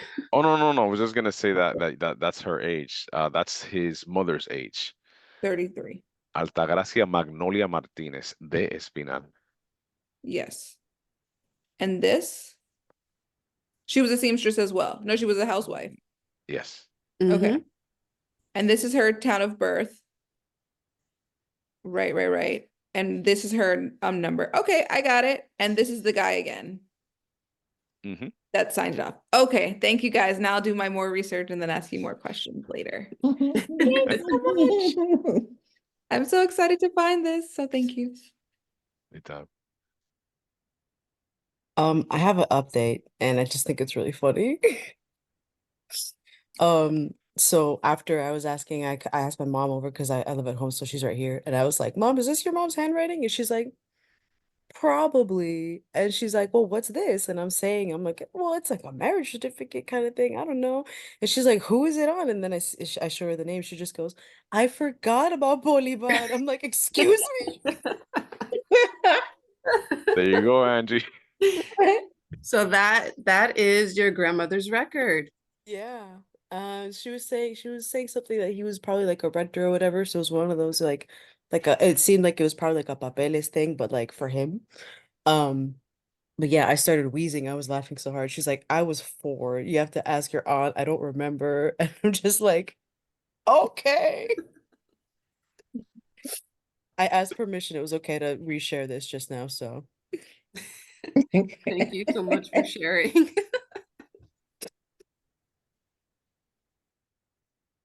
Turned out to be true. The joys of genealogy. That's something that I've had a challenge with is I think my family doesn't want me to be doing all of this. And so I'm just trying to wonder, because I know you all are working on this. How are you? Because I found it hard this week to be asking these questions. And I had the names already. And so I said, oh, did you know this person? And people were like, why are you asking? What are you looking? Yes. So I wonder how people are navigating that. Because I do need more data, because for instance, I'm looking and I can't find my grandmother, no matter how much I search, but I can find my great grandmother and possibly my great great grandmother. So I don't know what happened to my grandmother's records, although my grandmother's still alive, so I could also just talk to her, but I think she's suspicious. So for the first part, I can completely relate to you. When I started my own genealogy, I only had the names of my grandmother's mom and dad, and none of her kids wanted to talk to me about anything. My father is the youngest out of 8, and he really didn't know much because he was born in New York. So the response was always, that's in the past. Why are you asking about this? Or you don't need to worry about that. Don't worry about it. And it's hard when you're trying to figure out who you are, um, what your ancestors were like. And a lot of the Dominican culture that I experienced came from my ex-husband and his family, but I never really got to experience that with my own family. So it really meant a lot to learn who my ancestors or my Dominican ancestors were. With that said, you mentioned that you have the names of your grandmother and great grandmother, right? But Yeah, I've been able to find, I think that they are the right ones based on the dates. Okay, and you said that you couldn't find any records for your mom. For my Did I catch that? grandmother. For your I have grandmother. a- Okay, I so have a you have your grandmother great and your my great. tatarabuela. What, right? Like, you know, my great Yes, grandmother and great great grandmother. got it. Okay. There can be a couple of reasons why you're not finding records for your grandmother. That could be the year that she was born, the location that she was born, and a combination of the two, right? So, for example, if your grandmother was born in 1923 in Santo Domingo, you're probably not going to find a birth record. There was a natural disaster that wiped out records, and there's sometimes gaps. I think we went over that a little bit before, right? Where I showed you how there's sometimes gaps in records, but don't let that discourage you. For example, for my grandmother, she was born 1926 or so, and I found her birth record in 1940. So sometimes when there's missing records, you can find them documented later on, sometimes a couple decades later. Another suggestion could be the locality. Do you have a town of where your grandmother was born? La Vega. Okay. Gerald, do you want to hop in? Yep. Let me. I was gonna actually. So let's try to find her. Vamos a encontrarla. Yes. Let me just reshare this real quick. And do you have a year or an estimated range? I believe she's born in 1936. 1936. Mm-hmm. Okay, so it's part of that gap. but let's try one thing, right? Just out of curiosity, I wanted to try one thing. Let's see if we can find your great grandparents' kids and see if her name is maybe misspelled by the Yeah. index. So if you let's put La Vega, right? We could make it looser, but so do you know your great grandfather's name in this case? Great Your yeah. grandmother's father. So Carlos Reyes. But it's a very common name. So That's fine. And then his wife, your great his grandmother, wife would have been Valdemira de Leon. Valdemira de León. Okay. So we have two records here in La Vega. We have Possible Emer. that person, the Emeritina Antonia Reyes, might be my great aunt, potentially, Uh-huh. who has passed away. And another thing. So let me take out La Vega. One thing too, by the way, is with family search, as they index these things, sometimes, and this is again, this is a community effort, so some things break actually. The same way that programs break, that websites break, that apps on your phone break. Sometimes they do things that breaks the index, and you're like, wait a minute, yo no encuentro esta gente, pero lo encontraba antes. Let's take out La Vega, right? So now we have a few more people, and just in case she's in a different town getting married or something. What is her name, by the way? Valdemira. No, Valdemira is her Oh, mother. Antonia Reyes is my great aunt. Okay, so yeah, so far. Oh, wait, you found it. That is my grandmother, Mercedes Praxides. Oh, hold on. That's what it is. Hold on. Now I gotta just write it down. Hold on. I built out a tree on my thing. So Mercedes. I'll put the link here if you want. That's amazing. Yeah, let Wow, that's so cool. I did not even know. It's also because that's De Leon spelled it differently. They have De Leon differently all over the place. And so sometimes it's together and sometimes it's separate.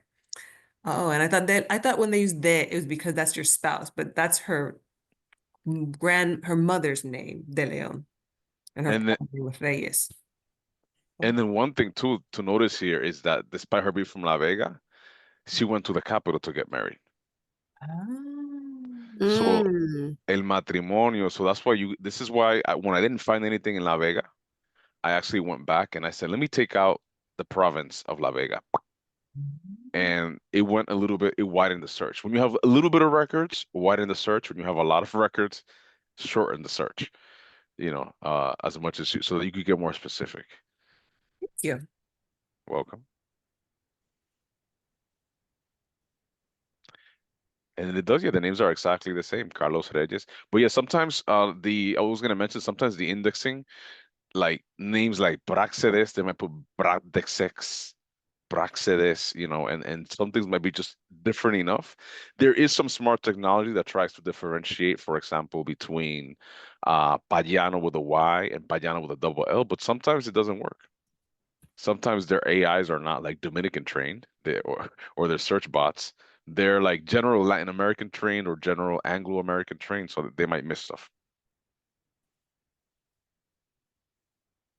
Can you remind me again where we go for like those older birth and marriage certificates in family? Well, you want to always try the search first. So do you know how to get to the search? I think so. Yeah, I know how to do the search, but I guess I was just assuming they were older, so I wouldn't be able to find them. But you're right. No, so when you want to go manually into the records is when, in this case, my third option was to go manual. Okay. With for example, her grandmother here, Mercedes, because I was like, but let me keep trying the search first. It's kind of like the comfortable part of you is like, I don't want to look through all of that right now. So you try the search as much as possible first, and then if you exhaust that, then you get to doing the manual ones. Okay. And one thing, manual ones are not necessarily older. Some things that are not indexed are actually really recent, and some things that are indexed are really old. And generally speaking, the older Dominican records are usually indexed. It's the more like 1900 stuff that tends to get missed by the index. And this is an obvious answer, I think, but like the maiden name would be the one you would search for birth records. In the Dominican records, yes, she would have only her maiden name. She wouldn't use her. Right. And she would use both names, usually. Or you will see de at the end of her name. Okay.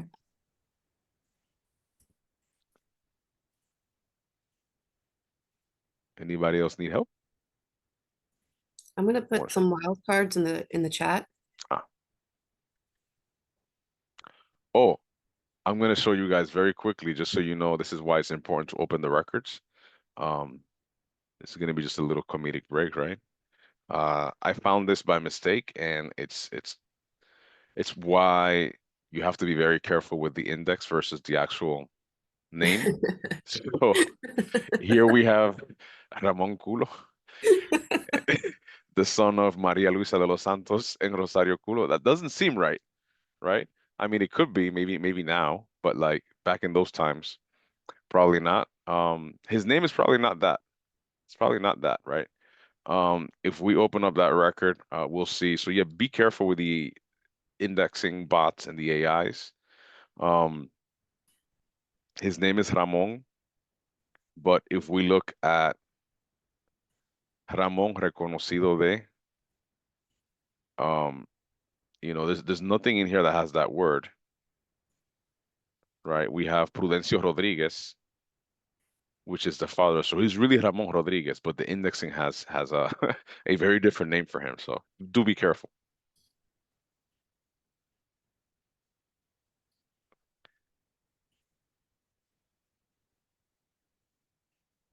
So let me see. Oh, and I guess we could show you guys a little bit of the wild cards too, because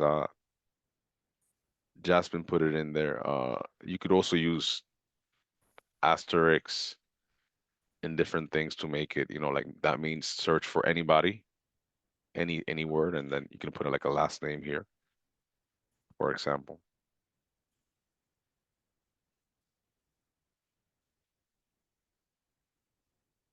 Is anybody having trouble with the very beginning of the tree, like other than asking your parents, like are you having trouble like for example in this case with finding like your grandparents?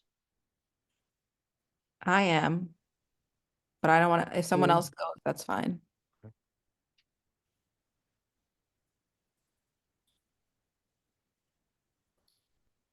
Her name is Altagracia Magnolia Martinez. You're trying to find, and she is My grandmother. And based on the birth certificate we looked at before, she was born in 1937. Altagracia Magnolia Martinez. See, Magnolia is a name that can get misspelled quite a lot because they Yeah, I might. bet.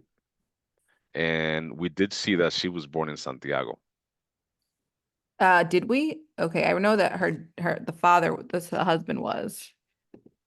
But you remember that? Okay, I'll look again. Domingo Antonio Espinal. Yeah, that's her Yeah. husband. Oh my gosh, did you find it? Ah! Well, no, I'm finding her kids. Oh, okay. So whenever you see a record that has hijos, Yeah, that makes sense. then those are but if we wanted to find her, you put in her husband's name here. For example, Domingo Antonio Espinal. And in this case, um you might have to find the record manually, or it might not be available. So it will be a little bit of a small journey, but you can Okay. try to find it. The same way you saw my example with Maya Abraham Castellanos, I Right. had to look at the youngest child and then go through the records that manually to find that date of like them getting married during the year of the youngest child or like slightly before. Okay. Thank you. Also, just really quick, another way to see who the record is for, if you look underneath the name, you see how it says mother? And if it was a record that was created for her, it would say principal.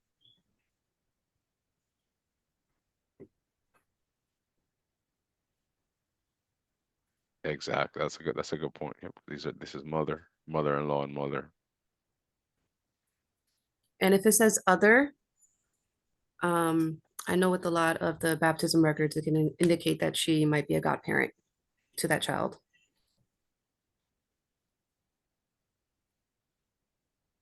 So interestingly enough, I found my dad's father, and the spouse says AC Tagracia. Could I use that to help me find it? Because it's possible that she's spelled as AC Tagracia. Or AC Tagra. like ACTAGRAC instead of that L? Or would that not really be helpful? Yeah, it could be. It could be. Okay. I could even, or you could. This is where the fun thing about like That might yeah, be you her, see, right? Yeah. but That's at the top. It as says mother. yeah, in this record, she's Oh, the mother of hijos Manuel Alejandro Martinez okay. Espinal. The Hey, time he but did. I'm just curious, could you click on view record all the way on the right? oh, sorry, all the way on the right. Yeah, no, that's the page. Mhm. Do you see how there's recommended records as well? Yeah. That could be another way to search. You would just have to click on each individually, and a pop-up should appear on the right once you click it. Like, I don't think it'll take you out of this page, but it'll be like a pop-up on the side, Okay. and it gives you information about that record. Cool. So if you keep clicking through those, you can see which information is found.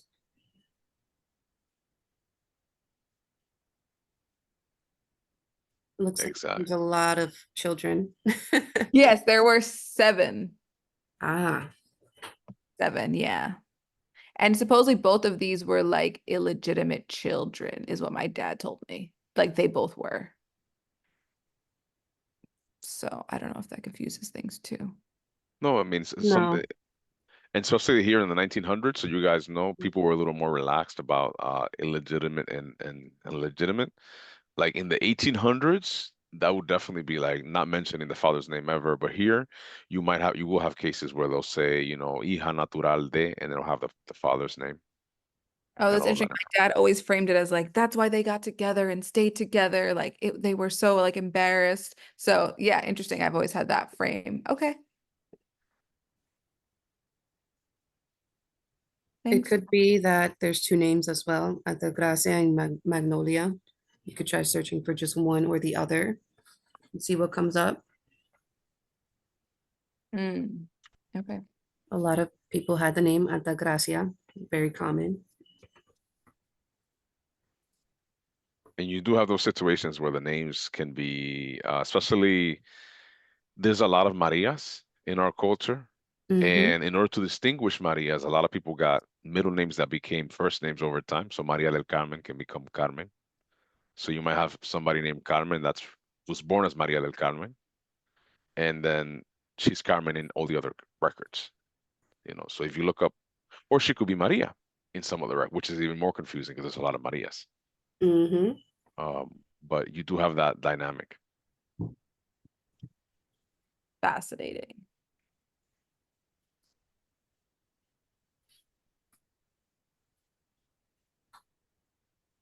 Anybody, I have a question. Anybody built out their tree before the 1900s already? I'm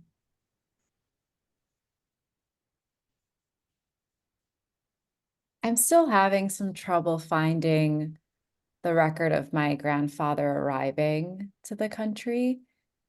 And I'm wondering if part of it is because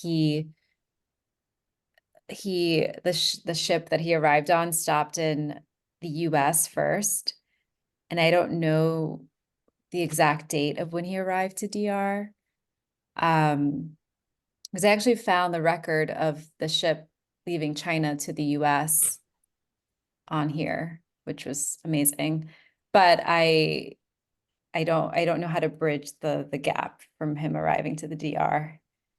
So I don't know if was it met, did everyone have to register? I guess that's a silly question, but in theory, does it exist, or could there be a possibility that it wasn't recorded? I think with these type of records, right, you do have a situation where he could have arrived not illegally, but he could have just not reported. Yeah. Or what's very likely is that especially with a Chinese last name and or first name, he could have such a strong misspelling that it's been tricky to find. Yeah.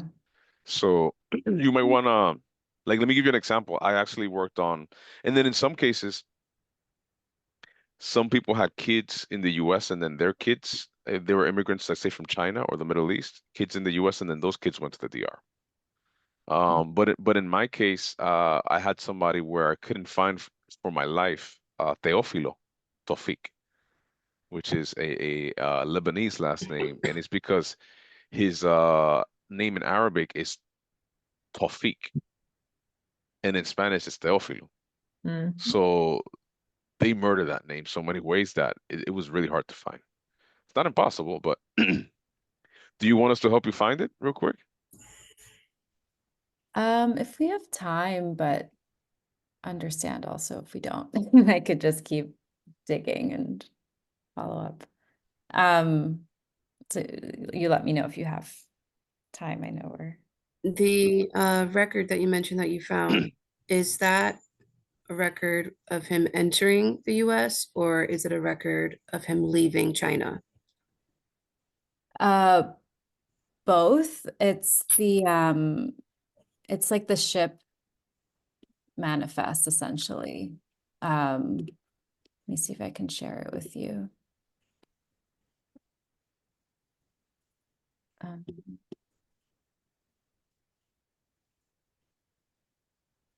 And the name on that document is I've discovered is different. It's like there's a slight variation of the spelling on all the Excuse me. the spelling on the Dominican records that I found. Like I found his death record and You have the death record, you have the link to it? Let's see.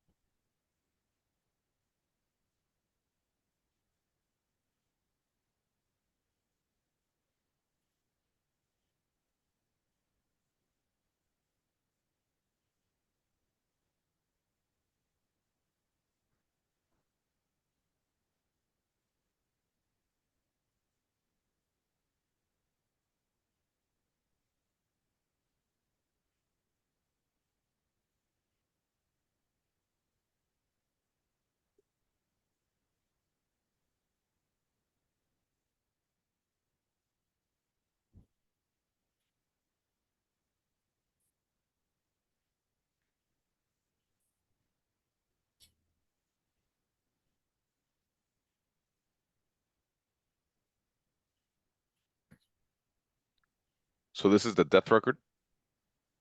Yeah. Yes. All right, sorry, let me just get to it real quick. Let's see, Luigi Lee. Okay, and just making sure that it's spelled. He does have a cédula, so he's Oh, okay. so he's registered in the DR at some point. One question I have, let me see, 2000, this is in the year 2000, and he was 74.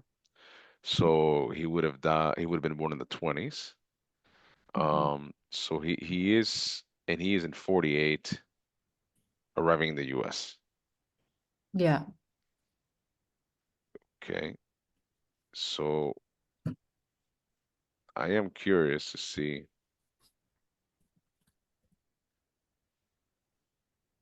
something here real quick. Let me just put Gene. Let me not search by town. It's a bit of a wide search. Mm.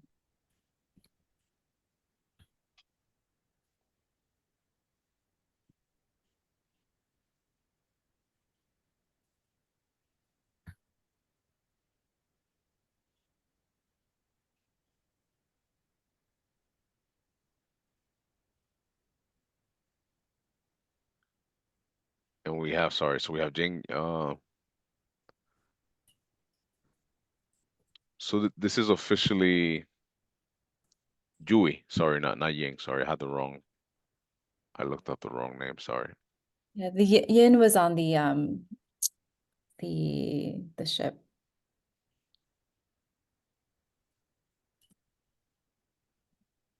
Yeah, so with the variance, it does make it trickier to find. Yeah.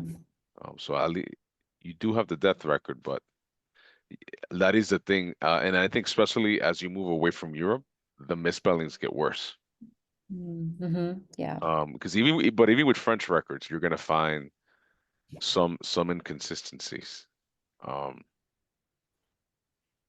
Very strongly. Let me see something.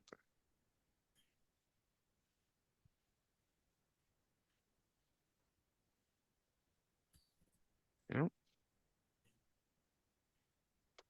Yeah, all I can find right now is a defunción with that name. And then the original record you had was Yin, the one in the US Yeah. instead.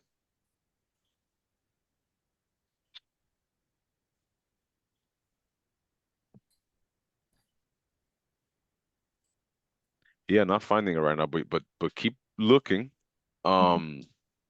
Because in this case, it's most likely a case of a misspelling. Yeah. Because the yin could have been a J. There is also the possibility that somebody came in without reporting it. It's not Yeah. impossible. Hold on. Did you look at this one already? I want to make sure I'm looking at the Yep. right person.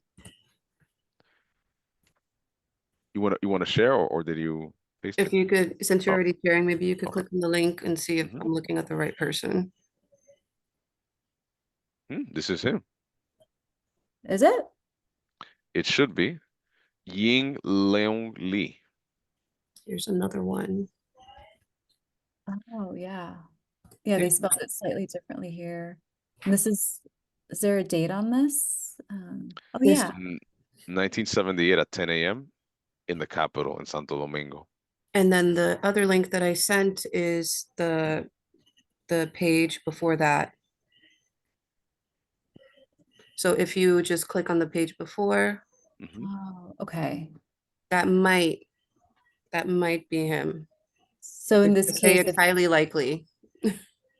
yeah, he just registered like much later than he arrived. It's likely that that's what happened. Yeah. Have you heard anyone in your family say that he stood in the United States for a period of time? Because here it's saying that, does it say where he entered in? This is un juramento de naturalización. So Okay. he's really saying that, he's like raising his right hand basically and saying, I want to be a Dominican citizen, naturalized citizen. Okay. So it doesn't have the date of entry for this document. Let me look. I don't think so because all I'm seeing here is el recibo. He had to pay 10 pesos. That's a lot of money in 1978. That could definitely get you like 5 dinners. And I'm not seeing here identificación, but because sometimes they might have that information of like when he came in, but I'm not seeing that. No, this is just solicitación de naturalización. So this is a naturalization request. Got it. Okay. I'm just gonna ask my mom what more she You might have know. a signature. Yeah, yeah. Amazing. Okay, this is a good start. Thank you.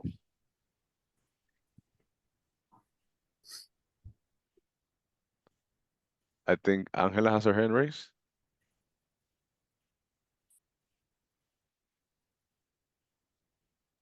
I just wanted to caution everyone, because it's so many misspells of names and other types of information. It makes sense if we have Midwesterners going to the Dominican Republic who are not familiar with names or anything like it. And then, reading all these fancy handwriting from 2 centuries ago, where they would misspell, like each one of the names in my grandparents are misspelled. I mean, the document, when I went to the actual document, they're spelled correctly, but the transferring onto the whoever typed them in, they're all wrong, each one of them. So we have to be careful with that and be cognizant of that. Not assume that whatever document we're looking for, it's incorrect. Yeah, no, así pasa. And it's Absolutely.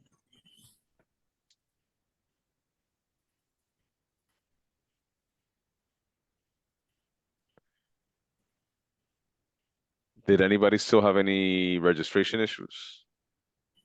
Nope. Yeah, that's good. That's good. And then I would say also, one of the great things is that as you guys get further back in your research, whenever you can, that's when some of the other websites start giving you also more detail. Even in the recent ones, you can find in Archivo General de la Nación, you can find some things, but it adds different volume as you go back as well to your tree. And you're gonna find last names. One thing to also watch out for, I would say as a general pattern is if you're from a small town, chances are you're going to see what they call pedigree collapse or endogamy. You're going to find, which might make your research shorter, is you can find that you have people who share the same grandparent because they're cousins, or the same great grandparent. And you're going to also notice in small towns patterns where people marry the same last names kind of continuously. So a Henao and a Jerez and a Rodriguez and a Batista, and you might see them kind of just going in circles. Um, and that's actually an informative thing because then you can see some patterns in your towns and you can make sense of it. Especially when you're finding a record that might not be that you might be doubtful of. You might say, okay, this is a Maria, but she's a Maria whose witness is a Batista from this specific town. So I know this should be my Maria. So you can have like a lot of deductions of facts based on patterns you start to see.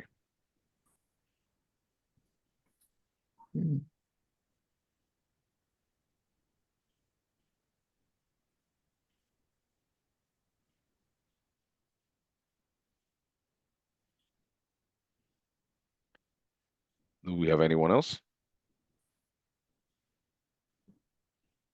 I think this is a good time to end today's class.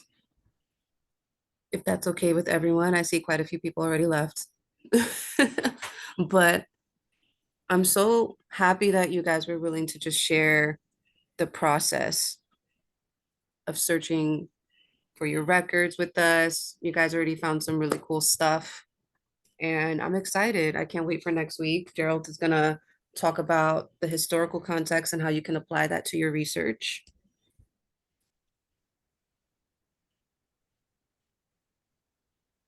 Excited. Yes.